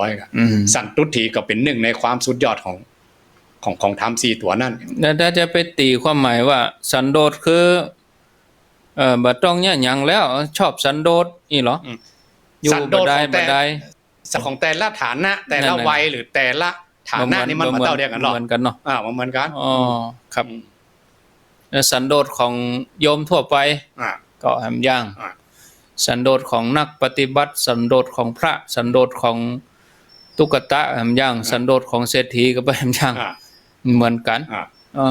เรื่องปัจจัย4นี่พระองค์คือสันโดษนะแต่เรื่องกุศลกรรมนี่พระองค์บอกคือสันโดษน่ะพระองค์คือทำยิ่งขึ้นไปครับไม่ใช่ว่าเขาทำคุณงามความดีแค่นี้เขาสันโดษเขาพอแล้วเนาะไม่ใช่ต้องทำนักขึ้นถ้ากุศลกรรมนี่ต้องทำให้ยิ่งทำให้ยิ่งขึ้นไปไม่ใช่สันโดษสันโดษใจได้เฉพาะที่ครับไม่ใช่ว่าเอารวบรวมมาธรรมะกว่านี้ใจได้กูหอมไม่ใช่นะครับสันตุถีปรมังท่านนะกว่านี้เพิ่นกำลังเจริญรุ่งเรืองเนี่ยกำลังพัฒนาเนี่ยจะไปสันโดษอย่างจะไปอยู่สันโดษเนี่ยอย่างก็จะต้องก้าวหน้ากะนี่ต้องเจริญรุ่งเรืองกะงั้นโลกไม่ไปเจริญเลยลูกศิษย์มันต้องเก่งกว่าอาจารย์ครับลูกหลานมันต้องเก่งกว่าพ่อกับแม่อันนี้คือตัวนี้เนาะอภิชาตบุตรเนี่ยครับต้องเก่งกว่าพ่อกับแม่เก่งกว่าครูบาอาจารย์โลกมันถึงเจริญนะครับกุศลกรรมเหมือนกันไม่ใช่คือสันตุถีนะกุศลกรรมนี่นะถ้าสันตุถีนั่นหมายถึงปัจจัย4ป่ะพอเพียงกับตัวเก่าแบบจ่ายเกินตัวแบบมีอะไรอย่างเกินตัวจ่ายล้ำค่ารายรับต้องคำนวณให้ดีมีความสุขความพอใจกับสิ่งที่ตัวเก่ามีอยู่เนาะครับเปิ้นอบรมป้อบ้านแม่บ้านเหมือนอะไรอันก็ได้ยินเขาที่เขาไปอบรมนะเปิ้นว่าคือทำบัญชีบัญชีครัวเรือนรับต่อใดจ่ายต่อใดพอมาถึงเดือนพอมันห่วยโอ้เนาะไปผิวตัดนั้นเอาไปโพดตัดนี่นะก็จะงูแล้วเนาะได้โหแล้วบางคนมาทำงานเงินเดือนเงินดาวอย่างนักแต่นักว่าแต่ว่าบ่พอใจพอใจพอกินพอใจพ่อบ่ได้สันโดษนี่กะที่คนเฒ่ามันอยู่ต่ำต้งต่ำนาถ้าจะว่า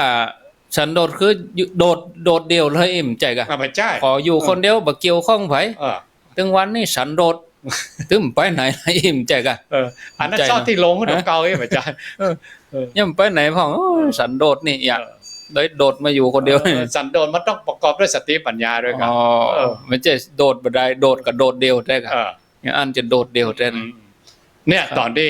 ตั้งกฎหมายหรือตั้งรัฐบาลหรือตั้งบ้านเมืองที่เปิ้นกักกี่เดือนเนี่ยประเด็นเนี่ยตั้งแต่มีนามาแล้วเดือนปลายแล้วครับกูเตือนเขาบอกว่าเขาบ่มีเวลาตอนนี้เรามีเวลาเนาะครับเพียวบ้านเพียวจองบ้องหรือทำปลูกพักปลูกยังไปถ้าเป็นลงมือตั้งแต่วันเปิ้นประกาศเดือนได้เก็บยอดแล้วนะผักกาดกาผักป้อมกาเนี่ยผักปุ้งกานี่นะเดี๋ยวนี้ได้เก็บแล้วเนี่ยมานั่งเฮ้ยอยู่นั่นมันได้ละมันได้เนาะอย่างเรื่องวัดเรื่องวาอย่างครับบ่ต้องโยงไปไกลเนาะเอาตัวเก่านี่น่ะผมตอนต้นสายนักเราเดี๋ยวเป็น100กว่าต้นละตอนเริ่มแรกๆนี้ออกหักแล้วเนาะครับฝนลงมาก็ลงได้ละก้อยทำไปไม่ใช่วันนักวันน้อยหรอกก้อยเนี่ยไปวัน3ต้น4ต้น4ม่วนเนาะม่วนครับเดี๋ยวนี้หันผลผลิตแล้วหักตอนแรกหักขาวกันหรอครับหักสีเหลืองเดียวหักแดงละเกียมจะลงแล้วเนาะลงได้แล้ววันนี้มันต้องกะเวลากะอย่างจังหวะอย่างทุกอย่างตัวนั้นเนี่ยไปนับได้นับไปตอนก็ไปจบข่าวตัดฝนมาลงก็อิดเนาะพอฝนลงมาหักมันเหลืองพอดีหักมันแดงพอดีครับลงก็เป็นปลาได้เลย3 ปีก็เป็นปลาละการอย่างเงี้ยไปเนาะเพราะว่าถ้ากูปีมันได้ไปเอาหั่นเอานี่มันมีเวลาเดี๋ยวนี้ใจจังหวะเลยโควิดเลย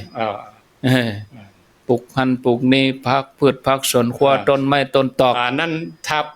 ปลูกแบบพืชพักสวนครัวนั่นเป็นแบบชาวบ้านนะครับทุกเจ้าเขาก็ปลูกแบบต้นไม้ใหญ่เลยต้นไม้ใหญ่เลยเอาห่มเอาเงาเป็นที่อาศัยของนกของหนูไว้เป็นคือออกซิเจนเป็นโลกไว้เป็นปลูกเป็นป่าไว้เอาข้อที่9 ข้อที่8นี่สันตุถีคือความสันโดษข้อที่9คือสติสตินี่มีอยู่หลายหมวดนะเนาะสติมีหลายหมวดเวลาเฮาไปเรียนไปปฏิบัติเนี่ยเพิ่นถึงว่าตั้งสติตัวสตินี่คือหยังครับอาจารย์ขอยกตัวอย่างอาจารย์ท่านพระครูกัลยาณประโมทบอกว่าฮู้คิงเนี่ยความฮู้คิงฮู้สึกตัวครับถ้าเบื้องต้นนะครับถ้าฮู้คิงเนี่ยแล้วอย่างอื่นไม่ตัวมาหรอฮู้สึกตัวฮู้คิงตัวเก่านี่เนาะครับได้เมื่อฮู้คิงแล้วอย่างต่อไปมันจะมาแล้วหรอนึกจะทำหั่นนึกจะทำนี่มันฮู้คิงอ่ะฮู้สึกตัวอ่ะตาไปหันเนี่ยหูได้ยินเนี่ยหูดังได้กลิ่นลิ้นลิ้มรสเนี่ยแล้วมันเฮามีสติตอนนั้นเฮาเม้นระลึกมาตอนนั้นแล้วเฮาทำต่อไปตั้งหน้าอันนี้แบบเบื้องต้นนะถ้าสูงขึ้นไปเวลาสติปัฏฐาน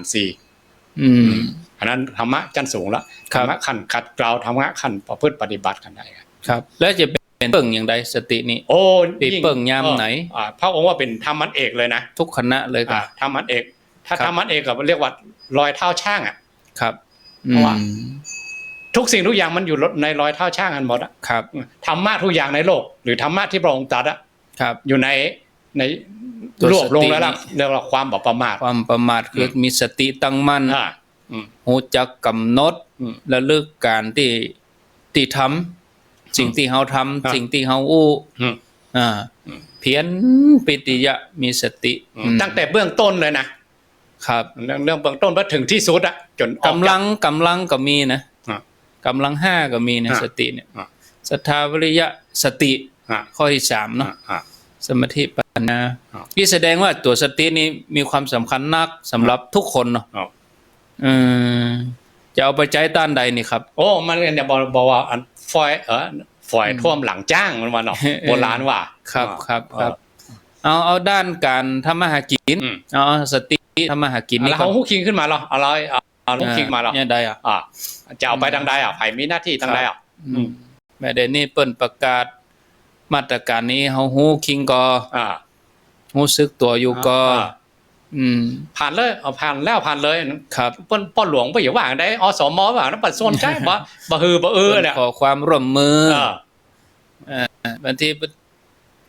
เปิ้นตวงอย่างไรก็ได้หมุนซึ่งเรื่องนี้ก็จบคำกันคือเปิ้นได้ไปบอกถึงบ้านตามภาษาชาวบ้านเฮานะครับอันนี้โดยทั่วไปคนว่าก็ถึงบอกฮู้คิงเนี่ยองค์มีบนหัวเสียงทำสายก็บ่ต้วงเนี่ยเสียงดับสายมีบนหัวเนี่ยฮู้เตื้ออันนี้เรียกว่าสติแบบทั่วไปโลกมาถึงเรื่องเท่ายังละอ่อนนักเรียนนี่หรอเรียนหนังสือหนังหายเนาะมีสติเอาไปใจอย่างใดเป็นที่ปึ้งเฮาฮู้คิงตอนที่ครูบาอาจารย์เพิ่นสอนเฮาอย่าไปจะไปแว่ไปอย่างอื่นนี่ก็ตั้งมั่นอยู่จดจ่ออยู่กับครูบาอาจารย์ที่ครูบาอาจารย์เพิ่นสอนว่างได้ว่ามันสิดิ้มเพิ่มกันนะเนาะครูสอนครูโจโลถามนายนี่ครูว่าอย่างตอบถูกเป็นไปอย่าก็เพิ่นสอนหมู่นั้นเพิ่นตอบได้เนาะแสดงว่ามีสติใจลอยแล้วก็มีสติฮู้คิงว่าต่อไปตั้งหน้าเฮามีการงานตั้งเข็มทิศไว้ก่อนนะนั่นเมื่อเรียนจบมาแล้วตัวสติที่จะเอามาใช้ในตอนวัยทำงานนี่ครับเอาไปใช้อย่างใดด้านใดครับก็หาคนมีสติมันก็รู้หมดรู้อย่างใดรู้งานการยังไม่ไปเดินไปได้มันครับมันเดินไปได้ก็เพราะเฮามีสติมีความฮู้คิงเอาง่ายยังขับรถเลยเนาะขับรถถ้ามีสติบางทีขับเลยประตูบ้านก็มีเลยบ้านตัวเองไปจัดไก่เมื่อลอยขับรถไปอย่างฮู้ยังได้เป็นเมื่อลอยคนมีสติอันนี้ยังแบบโลกนะถ้าแบบดังประพฤติธรรมแค่เดินจงกรมต้องฝึกขึ้นมานะละเอียดเนาะสตินี่ละเอียดแค่จะก้าวจะเดินกำหนดหมดเนาะกำหนดหมดมีสติเนอะมีสติเนอะนะแล้วบัดเจ็บเดินไก่นะ 3-4 วาปิ๊กไปปิ๊กมานะเป็นชั่วโมงทำแล้วทำเล่าเชื่อโยมบางคนก็บ่เข้าใจนะบางทีเฮาไปบอกโยมมีสติเนอะมีสติเนอะสติคือความฮู้ตัวเนาะมีสติเรียกสติขึ้นมาเนอะเฮาจะห้องอย่างใดห้องสติขึ้นมานี่เหมือนเฮาเอิ้นเนี่ยมาเนอะอีกเอาอย่างนางอย่างก็ นางปตาจารา นั่นน่ะห้องสติ เป็นผีบ้าล่ะ กันนั่นน่ะ เพราะว่าจงมีสติมาเถิดฮุกคิงขึ้นมาเลย มาเลยอ่ะ เอาเนี่ยอันนี้จะชัดเจนนางเป็นบ้าไปแล้วนะครับ แต่อันนั้นโดยอาศัยพุทธานุภาพอย่าเขาหลงไปหรือเขาประมาทไปอ่ะ ครับ จู่ๆมีคนใดคนหนึ่งเปิ้นมาตักอ่ะนั่นว่าเอาไปตั้งสติเนอะแล้วเฮาเคยศึกษาธรรมะเฮาจะตั้งสติเฮาจะเอาไปตั้งไว้ที่ไหนอ่ะมันฮุกคิงขึ้นมาก็แล้วกันอย่างศรัทธาญาติโยมสูญเสียเนาะไผคนใดคนหนึ่งจากไปเนาะผัวตายก็เมียตายลูกตายก็เนาะถ้าเกิดความรู้สึกหดหู่บางคนนี่จะเป็นจะตายตัวก็ได้นะภาวะตอนนั้นนะบางคนเนี่ยโอ้ให้หุยแต่ถ้ามีสติคือตัวเนี้ยเนาะเอาตัวเนี้ยเนาะมันรู้สึกเลยเนาะบัดเดียวเนี่ยอย่างโควิดมาไปเลยเนี่ยมันเป็นค่อยบ้านค่อยเมืองทั่วโลกนะเขามีสติเขามีสติหมอกใดอ่ะเขาจะเจริญเปิดเปิงกับมันกายอ่ะครับบางคนเพิ่นว่าถึงก็เป็นบ้าเป็นบินเนี่ยอย่างถูกมันอย่างบ่ถูกอ่ะครับแต่อย่างมากินเนี่ยมันกังวลวิตกกังวลเกิดไปหมดมันมี2ชั้นนะในอย่าวิตกกังวลเรื่องว่าเรื่องใจมาตุกใจ3-2เนี่ยแทงเข้าไปโอ้ง่ายอย่างละอ่อนที่เขาไปติดถ้ำเนาะละอ่อนหมูป่าเนี่ยเขาก็มีสตินะกะอาศัยครูอาจารย์คนนั้นเปิ้นเฮียนการมานั่นค่ะเนี่ยเอาไปใช้ตรงนี้แหละอันนั้นยังมื่นมนกว่าเฮานะบ่มีสักอย่างน้ำจะท่วมขึ้นมาได้ก็น้ำขึ้นมาได้ยังคนก็ตกติ๊กเฮานี่ยังพอทีวีแล้วของกินของว่าก็มีจนพร้อมจนเหลือกระดูกกว่าวันเนาะ14วันนะของเฮานี่เนาะอย่างใดก็ได้เข้าก็มีกินอินเทอร์เน็ตก็มีเล่นทีวีก็มีพอเพิ่นยังบอกว่ามันยังมีแสงสว่างอยู่ปลายอุโมงค์ถ้ำร้อนบนว่านะแล้วละอ่อนนั้นมันอยู่ในถ้ำมืดนะหน้าพ่อหน้าแม่ก็บ่หาแล้วเห็นรอดกอยอ่ะยังฮู้เตื้อแล้วเขาอยู่กันอย่างใดถ้ามีสติก็ให้ผิดเหมือนกันนี่ขอโทษเนาะได้โทษครูน่ะเป็นตาครูน่ะป้าผมมาโทษกันนี่โทษกันไปโทษกันมาอันนี้กัลยาณมิตรตาเพิ่นเจือครูอ่ะครับครูเปิ้นเห็นกรรมฐานครูเปิ้นสอนเรื่องลมหายใจครับคือผ่อนลมหายใจเอามาใจตั้งนี้เลยใจตั้งนี้ไปเลยถ้าบ้าบ่ต้องถึงว่า14วัน3วันตายเลยก็มอก2วันเนี่ยง่ายโยมเขาตั้งหลายมอกรถไปดับกลางดอยนะชั่วโมงเดียวยังเนาะอันเนี้ยเปิ้นว่าเป็นบ้าเป็นบินเป็นบ้าเป็นบินกะโอ้ยางหัวกลางดอยกันน้ำมันหมดกลางดอยจะเป็นโตเปลี่ยนพิษเปลี่ยนเทียงกันนั่นอันนี้ตั้งหลวงกฎหมายมันบอกให้กัก14วันนะครับเนี่ยตัวที่เดือดห้อนใจอ่ะตัวที่กังวลกวายอันเนี้ยบอกมีสติถ้ามีสติห้องคืนมาอย่างไรเอามีสติก็ว่าก็เป็นยังความร่วมมือเปิ้นเหียเปิ้นอยู่ได้เฮาอยู่ได้แต่มันก็ผ่านไปแล้วหลายคนที่ผ่าน14วันนั่นมาเดี๋ยวนี้เปิ้นก็ดีเนาะเปิ้นก็ผ่านมาก็อยู่ได้สบายแล้วให้ห้องมาได้อย่างไรห้องมาตั้งตากับมันหันตัวอย่างอะห้องมาตั้งหูอะพอคนขาดสติในโลกอินเทอร์เน็ตก็มีนักเนาะบางทีผมก็ลองโยมไปเตือนกันเอาข้อความมาอย่างเขาผมก็นึกถึงอันท่านสาธิตอู้วันนั้นกันอาจารย์บรรยงลองคนเลยบางทีเขาโพสธรรมะเนี่ยคนมา 2-3 คนนี่เนาะคนมาพิมพ์2คน3คนแล้วโพสอย่างล่อกิเลสเก่าสักน้อยนะปทุมมาเป็นร้อยแล้วคนขาดสติเหมือนกันถ้ามีสติปุ๊บธรรมะตัวนี้เป็นที่เปิงเลยมาเลยเนาะแวบมาเป็นนาทะกรณธรรมเลยนะเป็นธรรมะที่เป็นที่เปิงได้เลยเป็นที่ระลึกเป็นที่ยึดที่เหนี่ยวได้เลยอุ่นใจได้เลยไอ้กะครับอ๋อนี่ไปใจในตอนที่เขาจะจากโลกได้ดีเลยเนาะสติเนาะแล้วก็ตอนที่จะไปนั้นมันทุรนทุรายเนี่ยอาจารย์เวทนาตัวแล้วก็อย่างต่างๆเรื่องเขาจะเอาสติอย่างใดเอาไปตั้งไว้ที่ไหนต้องฝึกจากประเดี๋ยวนี้ตอนนั้นตอนนั้นเรียกว่าอาสันกรรมหรือมรณะสติก็ว่าอยู่ที่กรรมที่เปิ้นมาสอนเฮาพุทโธเนอนึกเกินของกิ่งของตานึงหรือว่าอยู่ตัดนี้หรือว่าอยู่ที่ตัวเฮาอันนี้เปิ้นเล่าว่านะมันเคยฆ่างัวมานักนั่นนะเปิ้นมาสอนว่า พุทโธมาจิ้นโง่จิ้นโง่เออ อันนี้เรียกสติ มันเรียกสติมันไปละ ห้องบ่คาดคล้องบ่มา เป็นนิมิตขึ้นมาในใจอ่ะ ไปจิ้นโง่ไปเห็นนี่มันได้ความ มาได้แล้วมันมาได้เฟิร์กตั้งแต่ตอนเนี้ย เราฝึกอย่างใดครับ ฝึกสตินี่ฝึกอย่างใดมีวิธีก่อน มีวิธีนักวิธีเอาแบบง่ายๆแบบฉบับอันย่ออันแควบอันย่อแค่ของไหว้พระนี่แหละ สำหรับหมู่ศรัทธาเฮาอยากเอามีเวลาลูก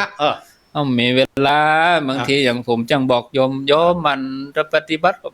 ก็โยมมีเวลาท่านนะถ้าตัวเจ้ายังแขวนกาตัวเจ้านี่พอจะมีเวลาอยู่แต่ข้าเจ้าเขาเนี่ยต้องทำมาหากินอันนี้เขาจะฝึกอย่างใดฝึกสติเราอู้ยาวผมหน่อยเนาะชั่วชีวิตของเขาตัวใจร่างกายนะเขาตัวใจครอบครัวเขาหามานับสติปัญญาเขาความเพียรหรือเขามันต่อใดกี่เปอร์เซ็นต์เนาะเต็มตีแล้วเนาะครับพูดอ่ะ80-90%เพื่อบำรุงบำเรอร่างกายนี่นะและบำรุงสติปัญญาที่เขาต่อไปที่เขาเอาไปตั้งหน้านี่หรอเขามันกี่เปอร์เซ็นต์นี่กะ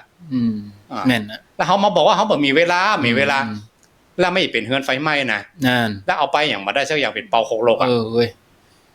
จบข่าวแล้วเขาอย่ามามัวเมากับสิ่งที่เป่าโคกโลกนี่กะเนี่ยได้เนาะอายุก็สั้นนะแล้วมันบอกได้บอกด้วยว่าไม่อย่ามาเมื่อใดนะก็ถ้าบ่หันตุกเตอก็หาอาจารย์เนาะเราจ้องหันตุกตอนที่นอนเตียงแต่เซฟปุ่นก่อนถึงจะรู้ว่าสติมีไหนอ่ะฝึกบัดเดียวนี่คือไหว้พระสวดมนต์ไหว้พระสวดมนต์นี่ซ้อมที่เปิงอย่างอีกก่อนครับซ้อมก่อนเนาะซ้อมก่อนนี่ซ้อมก่อนเตรียมพร้อมนี่นะย่ำลงสนามแข่งแท้ๆเนาะย่องๆสนามแข่งคือไปเข้าคอร์สครับอันนี้มอกย่องๆแต่มื้อข้างสนามก่อนเนาะถ้าตัวจริงต้องไปเข้าคอร์สก่อนเข้าคอร์สนี่มันก็มีเวลาม้อยจะอ้างเอาล่ะก็อ้างอ่ะโลมันทำมาหากินนะมันอ้างแต่ละออนมาละออนก็ว่าตอนนี้ตอนละออนเฮียน่ะแม่นไว้คาดเฮียนได้แล้วสาะหาเงินทองอย่าโอ้บ่ได้ไป15วันนั้นเปิ้นไล่ออกงานเลยนะเตะกันเนาะรวดคนอื่นก็ต้องทำงานกันเยอะแยะไปลาออกไปโดยปริยายเลยไม่ไล่ออกเลยอ่ะครับเนี่ยมันบีบเหมือนกันนะพอเฒ่าแก่มาแข่งขารู้ล่ะนั่นสติปัญญาก็เสื่อมล่ะนั่นเนี่ยพญามารมันก็เก่งเหมือนกันนะครับมันมีข้ออ้างหรือมันมีเหตุผลที่สนับสนุนคือมันได้อยู่ในโลกเนี่ยมันก็ทั้งถูกต้องจับกันดีมันอยู่ในบทบ่วงแห่งมารเนี่ยครับอ้าวหรือเอายกตัวอย่างอย่างแบบอย่างเรื่องไปแอลทัวร์บุญเนี่ยเหมือนกันเนาะมันน้อยนี่มันมีสตางค์หรอละอ่อนอยู่อะที่หาก็บ่ได้สตางค์มีสุขภาพก็แข็งแรงนะสามารถจะไปได้นะมีเงินไปสตางค์มีพอวัยทำงานนี้สตางค์มีเวลามีเวลาข้างร่างกายก็แข็งแรงด้วยครับพอเท่าแก่ไหมเวลาก็มีนั่นสตางค์ก็มีก็เก็บเต็มที่แล้วแต่แค่ขาดรู้เวลานั่นเตียวก็บ่ไหวแล้วให้ไปว่าเมื่อใดไปทัวร์บุญจะรอเมื่อใดรอจังหวะเมื่อใดทุกวัยมันก็มีข้ออ้างทุกวัยครับ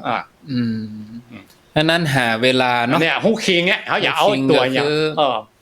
ย่างน้อยก็7วันไหนก็เอาเหี่ยวันถ้าสมมติว่าเฮาบ่สะดวกวันศีลเนี่ยอย่างตะวายเนาะเอาลองตั้งใจวันหรือทำกูค่ำกูเจ้าฮู้คิงนี่ถ้าอู้ถึงภาษาสมัยไปเรียกว่าแรงบันดาลใจกันแล้วกันเอาอย่างมัดแรงจูงใจแรงบันดาลใจเอาอย่างมัดกระตุกปุ๊บขึ้นมาหรอมันฮึดขึ้นมาเลยครับ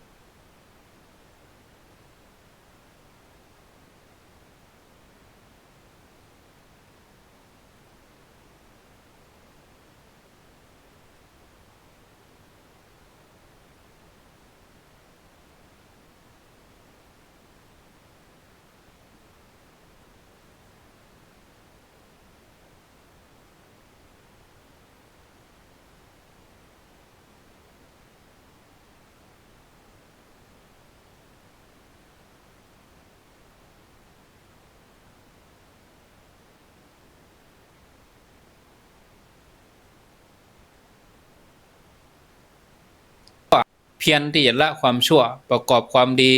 มีจิตใจแก้วกล้ากล้าหาญบากบั่นอดทนบ่ย่อท้อเนาะอันที่8สันตุถีอันที่8นี่คือความสันโดษพอใจในสิ่งที่ตัวเองมีปัจจัย4ที่เฮาเสาะมาหาได้นะยินดีเพียรชอบตัวสติตั้งมั่นเสาะหาที่เปิ้งคือตัวสติหมั่นไหว้พระสวดมนต์อันตัวเนี้ยเป็นตัวสติเบื้องต้นตั้งอยู่ในความประมาทประการสุดท้ายปัญญาคือความรู้จักกึศพิจารณาไตร่ตรองเข้าใจสภาวะต่างๆเอาแล้วเนาะศรัทธาญาติโยมต่อไปนี้ก็จะได้วางสาย4 โมงครึ่งพอดีญาติโยมได้โทรศัพท์มาจะจะสนทนาอยู่ที่ไหนตั้งใดก็โทรมาหากันได้เนาะ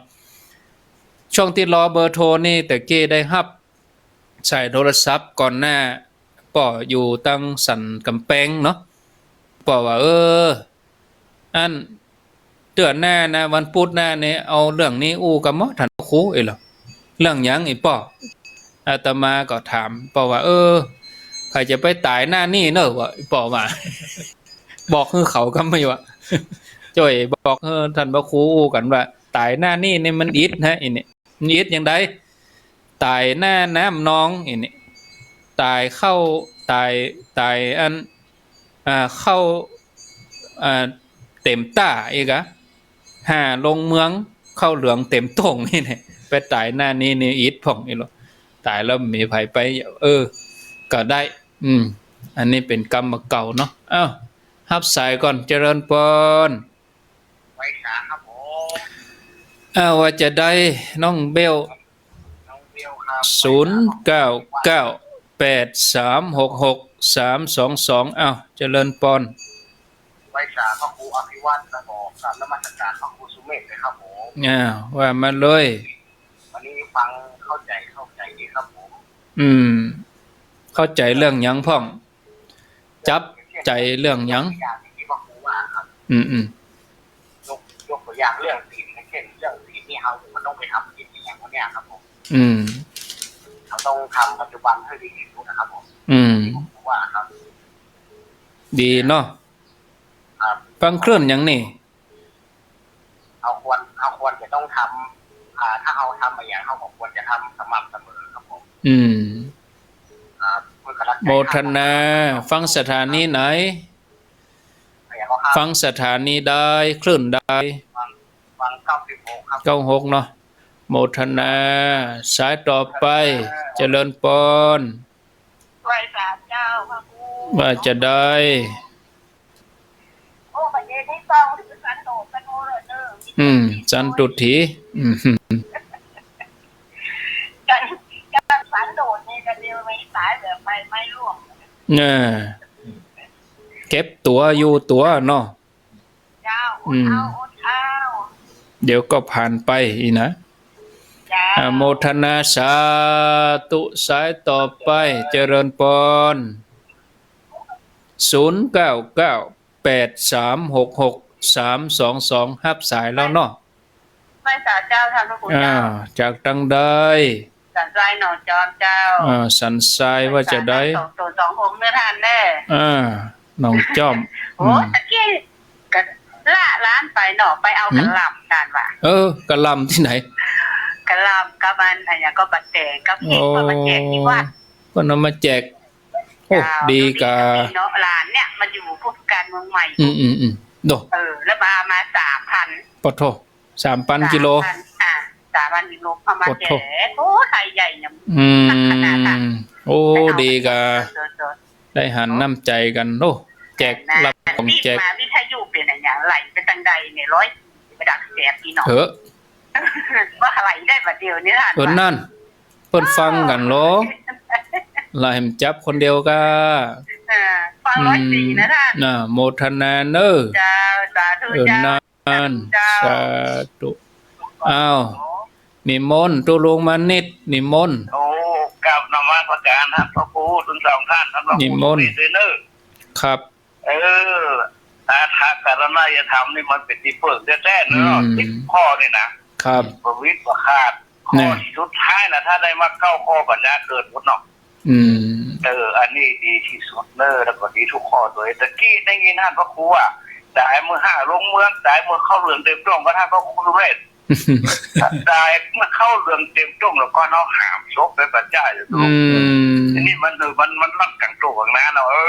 มันยากมันลมก็มีก็มีเนี่ยเที่ยงยังหมดก็เขาตายหน้าโควิดเลยครับมันจบมันได้ไง เปิ้นก็หน้าเกี่ยวเข้าเนาะหน้าเกี่ยวเข้ามันคนไปการเนาะ คนไปการมัน มีใครไปช่วยของเวลาอย่างเดียวเนี่ยเนาะไปตามสภาพไปหากันอันนี้ตาย5ลงเมืองนั่นนี่ตายตอน5ลงเมืองแต่ก็ลงเมืองแต่อันนี้ก็ได้วิกฤตคือเป็นโอกาสเนาะครับสาธุเนอะทุกคนถ้าตั้งสติได้ตอนนี้ล่ะดีพูดมาจาเนาะสาธุเจริญพรไปจากเจ้าท่านพระครูจากทางใดอยู่ที่ต้นกระปีถ้าไม่ถีนั่นจ้าว่าจะได้ต้นเพิ่งจ้าอยู่ต้นเพิ่งแต่ใช่มหาวงมาเจ้าชัดเจนดีกะ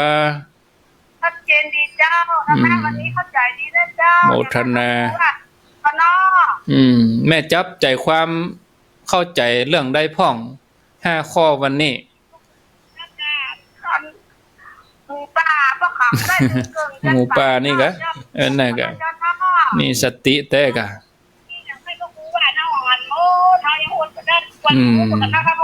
แม่นนะแม่เฮ้ยแต่วิทยุก็ได้ฟังโอ้ดีสาธุแม่สีตนเพิงสารปีต่อไปเจริญพรจากดังใด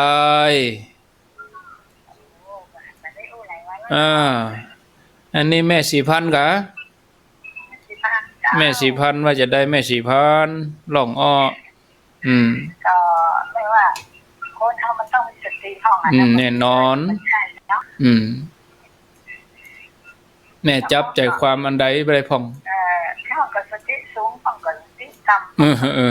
กายเนี่ยค่ะคนเฮาอ่ะเนาะเลยไม่ใช่แม่เสียงเบาไปอ่ะโทรศัพท์ใกล้ๆปากหน่อยเนี่ยจะไม่ยากการกะถ้าโทรศัพท์กะทุ่มเทมาทั้งเพกะจะไปแบ่งใจไปยากการกะอันกะมันก็ยังไงเนาะคือต้องมีสติอ่ะต้องทำให้ได้เดี๋ยวก็ผ่านไปเนาะโมทนาเนอแม่สาธุสายต่อไป0998366322เจริญพรไว้สาตัดเจ้า2ตนนะครับจากดังได้ได้ฟังนั่งฟังธรรมก็มันอกมันใจเนาะนี่ป้นนานกะครับผมป้นนานขอรายงานตัวอันป้นนานบ้านแต่ละปียังเดินครับยังเดินเป็นแรงฟังแล้วแต่ฟังนั่งฟังธรรมก่อนเย็นใจพอจะจับใจความเรื่องอันใดพ้องอู้กันไปได้ชั่วโมงถ้าจะไล่มันอาจจะไล่มาให้เอาตี้เข้าใจกะแต่ว่ามันจะมีต้องเอาหมดมีศีลมีพหูสัจจะนั่นมีโสวัจจตามีกัลยาณมิตรมีกิงกัลณธรรมแล้วก็มีสันตุถีสติมีปัญญาแต่ว่ามันหาได้ผู้ข้อผู้อธิบายที่ตัดเจ้าได้อธิบายหมดแต่ว่าเรียงอาจจะบ่ค่อยถูกเพราะมันท่องมาเมินท่องมันสมัยเป็นเนรละอันนะว่าผมว่าก็บ่เป็นลืมอันใดก่อนอันใดหลังได้จำได้ว่าตัดเจ้าอธิบายหัวข้อมันก็เพิ่มสติปัญญาขึ้นแห่งเปิ้งกับเปิ้นว่าเป็นธรรมะกัลณธรรมไม่เป็นที่ปึ้งจะได้เอาใจในชีวิตประจำวันนะครับโมทนายินดีเนอบ่นเนอขอไว้สาธุที่มือแสงสว่างจากทางนี้นะครับไว้สาครับ0998366322เจริญพรฟังโทรศัพท์ ปิดวิทยุเหียก่อนแม่ปิดวิทยุเหียกามเอาละเจริญปนวางไปสายใหม่มาเจริญปนเจ้ากราบพระสาเจ้าหันจากที่ไหนเจ้าแล้วก็พระครูนี่จากที่ไหนไม่แฝกจากหนองแฝกดอยสะเก็ดเจ้าแม่นแต่เหรอแม่แฝกเด็ดสะกอยดอยสะเก็ดว่าจะได้เจ้าตั้งแต่ข้อ1ถึงข้อ10อ่ะโอ้ข้อที่9นี่เป็นธรรมะอันใหญ่หลวงเลยเจ้านี่ข้อเก่าว่าจะได้ที่ว่าสตินั่นน่ะเนาะเอ็นโลโอ้เน็ตโลนี่แม่ฟังตลอดโลดแแม่เอาไปใจตั้งใดในชีวิตประจำวันสติแม่เนี่ยแม่สติอยู่ไหนโอ้ใจได้หลายอย่างจ้ะเวลาจะพูดว่ากูไม่ต้องนึกก่อนว่าก็นึกถึงอย่างใดอย่างใดต้องวางแผนไว้ก่อนเนี่ยนั่นใจตั้งสติไว้นึกคิดได้ทุกอย่างเลยแล้วเวลามีเรื่องมีเล่าทุกอกทุกใจไหมเนาะแม่เอาสติไว้ที่ไหนโอ้มันสุดยอดเลยเนี่ยจะหันมาทำวิทยุเลยหันมาเพศเลยทำสมาธิเลยได้วิทยุเป็นที่เปิ่งเลยเอากำมูสอนครูบาอาจารย์นี่ก็เป็นตัวสติเตือนสติเอาเนาะเจ้ามันครูบาอาจารย์นี่ต้องบอกมันเงินกับอย่างเต็กเลยบักเลยหันสักเตือสักต้นเตือนะบอกว่ามันเคยหันสักต้นเป็นมันเนี่ยสิ่งประจำตอนนั้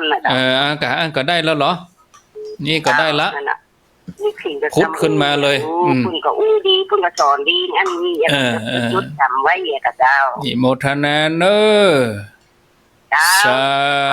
ธุ0998366322เวลาโยมโทรกรุณาปิดวิทยุเนาะถ้ามันกดอาตมาตักแล้วมีเสียงก็จะกดวางไปเลยเจริญปนเจ้าตาโตจากที่ไหนมันส่งคำแม่เนอะแม่ดาวหนองแฝกหนองแฝกฟังมุกมันได้สติปัญญาในบทกำธรรมโมโธธรรมโมสังโฆวิทยุมาเจ้าแนะม่วนแท้ม่วนแม่สติที่นัดยังจึงแบบสองคนสองทีเนอะท่านเนอะแน่นอนแม่เข้าแล้วเนาะแม่ตัวใดนุ่มจอดก็มีแม่อายุตัวใดนะครับแล้วโยนเห็นนะดูเข้าละ2-3 ปีจะ80ละ7-8แล้วลูกนี่เลยไม่เจ็บใจตัวเขาเจ็บใจยังเข้าเวไปหน่อยเองเข้าเก็บไปหน่อยเก็บไปนอกจะหน่อยเนาะไปที่ไหนก็ว่างก็ห้าบูนห่มบูนเนาะจะไปดูน้องพ่อบอกว่าจะได้สบายนี่ไปวัดกันจะไม่อีกอาจารย์เปิดอาจารย์2 มื้อเขาเปิดเขาก็อาจารย์จังกะนิดหน่อยๆไปได้เจ้าก่อนหยังรับเหลือเนาะแม่เจ็บใจหยังอ่ะที่ว่าตะกี้ที่ลืมนะคะที่ลืมโอ้มันธรรมดาลืมน่ะดีแต่ไปจำให้หมดในอกแตกติปัญญาเนี่ยนะมนุษย์มันก็หายองแก่น้องบ่เท่านี่บ่เข้าละเด้อเนาะมันจะเป็นเก็บอย่างเก่าอันบุเก่าสิเป็นหยะเนาะสิเป็นหยะนะอินโดมันอยู่กันมาเมินแล้วตามใจยี่น่ะท่านน่ะขอให้จะไปเท่าอย่างแม่เขาเนาะเท่าอย่างใดต้องเท่าอย่างนี้เท่าอยู่นะจะขี่รถไม่สัก850ได้อยู่นะโดบิด150กะแม่ก็ดีอย่างเงี้ยนี่แม่บิด150ก็จะไปบิดน่ะ150น่ะแม่ทานเขาทุกคนอีแม่เนาะยังมาขี่รถได้ก็มันได้อยู่หย่อยแต่ว่าที่ลืมนี่มันจะมีเลยท่านเนาะไปได้ก็ทำไปถ้าบ่ไหวก็ต้องฟังละอ่อนเขานะต้องโสวัจสตานะเขาก็เฮิกดีนั่นน่ะก็เขาก็ฮักเฮาน่ะก็เข้าหูไหนเข้าไหนไม่ได้รถเครื่องต้องเป็นรถยนต์มีรถยนต์ก็สวยหรอสวยแน่อยู่มันแก่อยู่รถเครื่องได้รถเสียงนี่หมอดีเด้มันเป็นหมอหน่อยแต่ยินดีเนอแม่สาธุสาธุเจริญพรไว้สาเจ้าท่านผู้เจ้า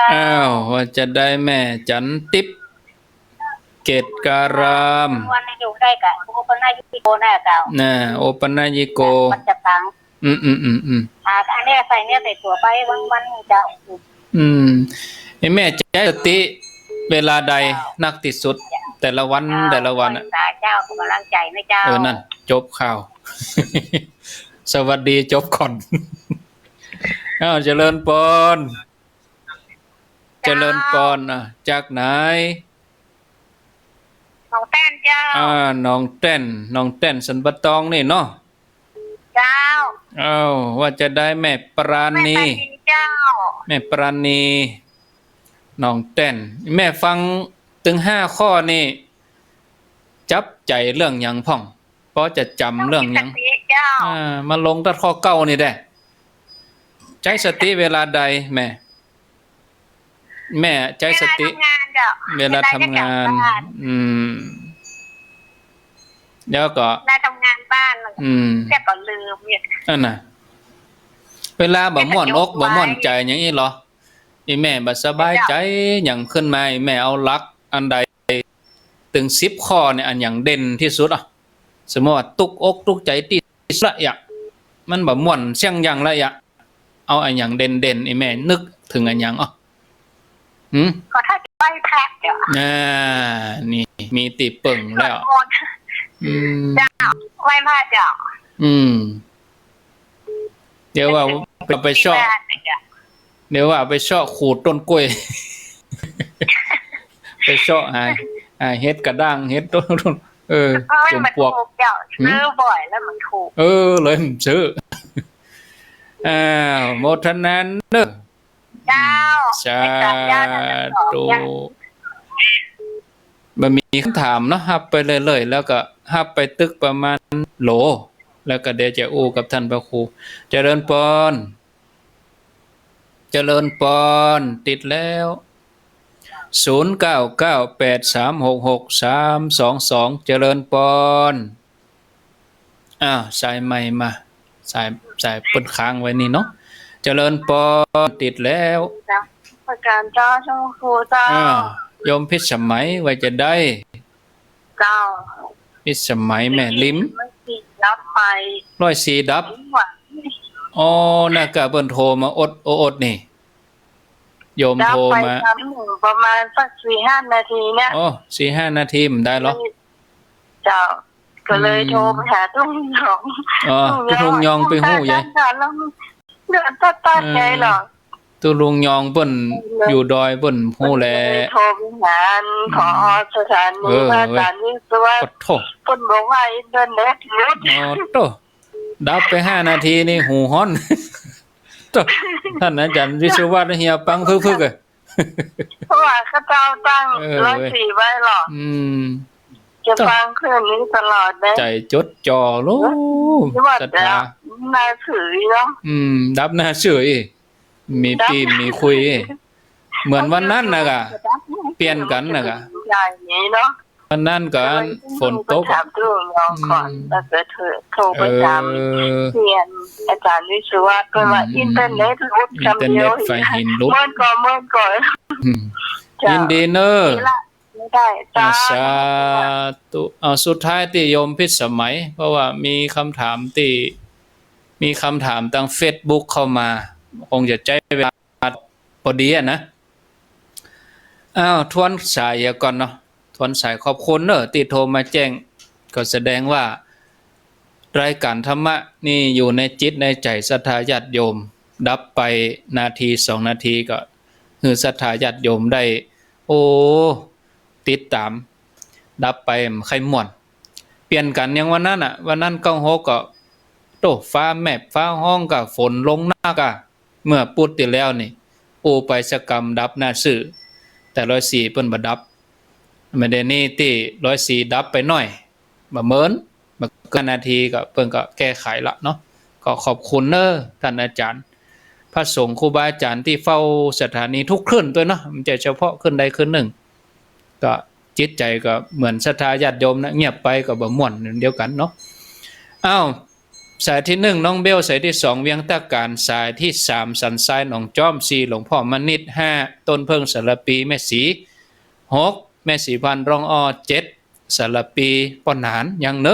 8หนองแฝกแม่ แฝกดอยสะเก็ด9หนองแฝกสารปี10แม่จันทิพย์เกตกะลาม11หนองแต้นสันปะตองแม่ปราณี12สุดท้ายโยมพิสมัยอยู่แม่ริมมีคำถามจากผู้ฟังผู้ชมทาง Facebook อันนี้ใจสรรพนามว่าผู้หลงในวัฏฏะอีหรอโทษอันนี้แสดงว่าโอ้บ่ใจธรรมดาโลนี่แหละจอมยุทธแล้วเนาะนี่จ้องหวนแล้วเนี่ยถ้าตั้งชื่อว่าผู้หลงในวัฏฏะอีนะ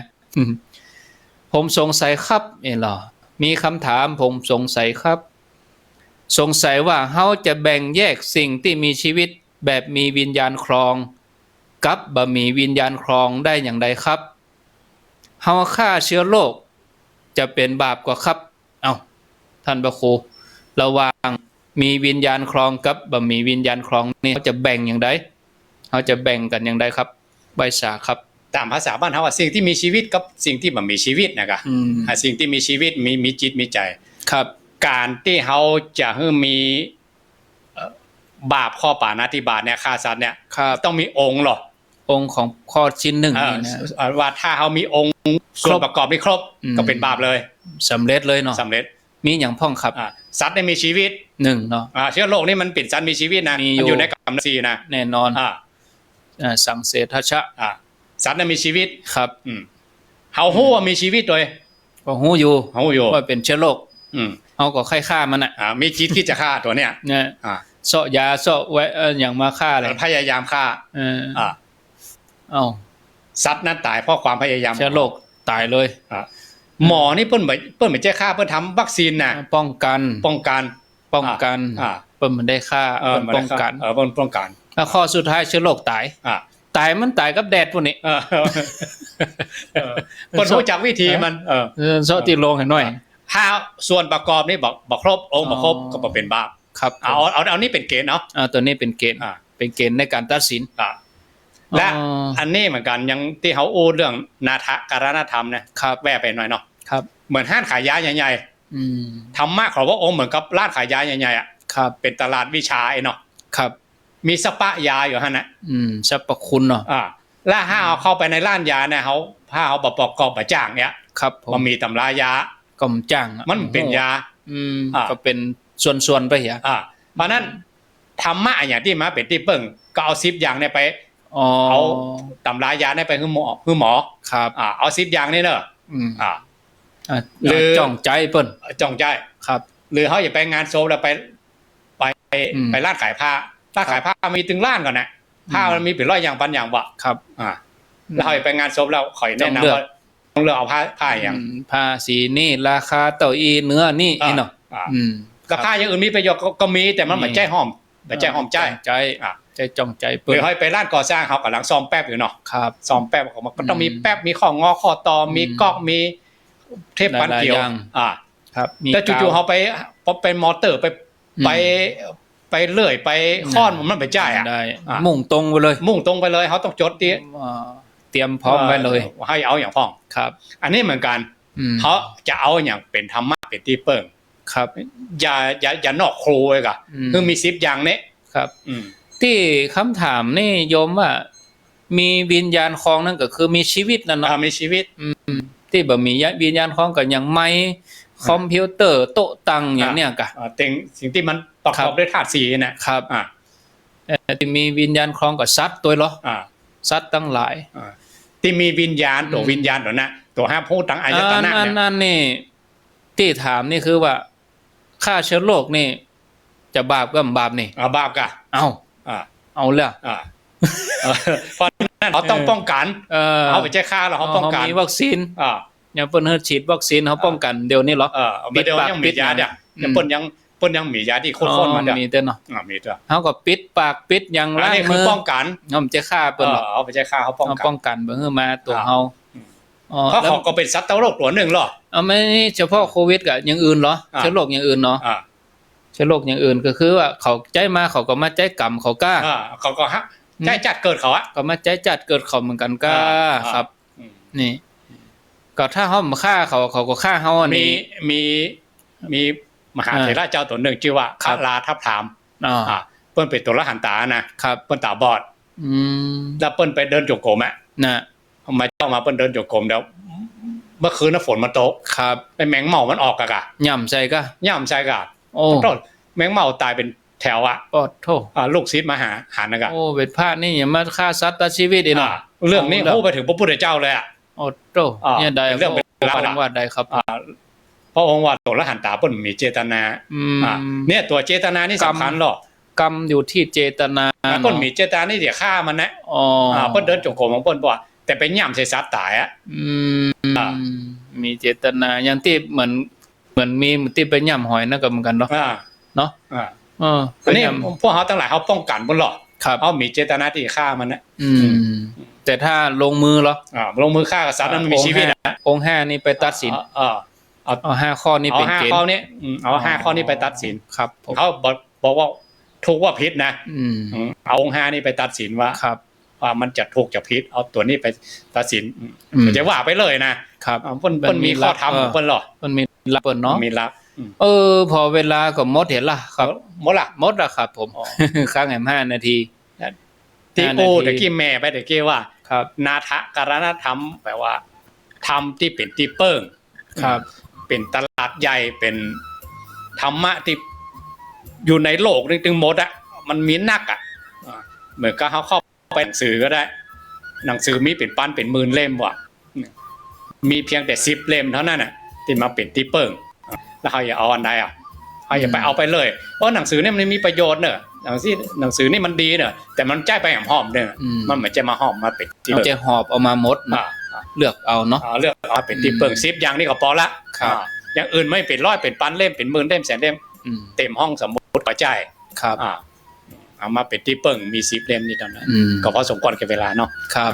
อาจารย์ว่าอะไรต่อครับ ศรัทธาญาติโยมทั้งหลายพอเวลาแล้วก็หมดลงไปสำหรับรายการสารธรรมยามแรงประจำวันนี้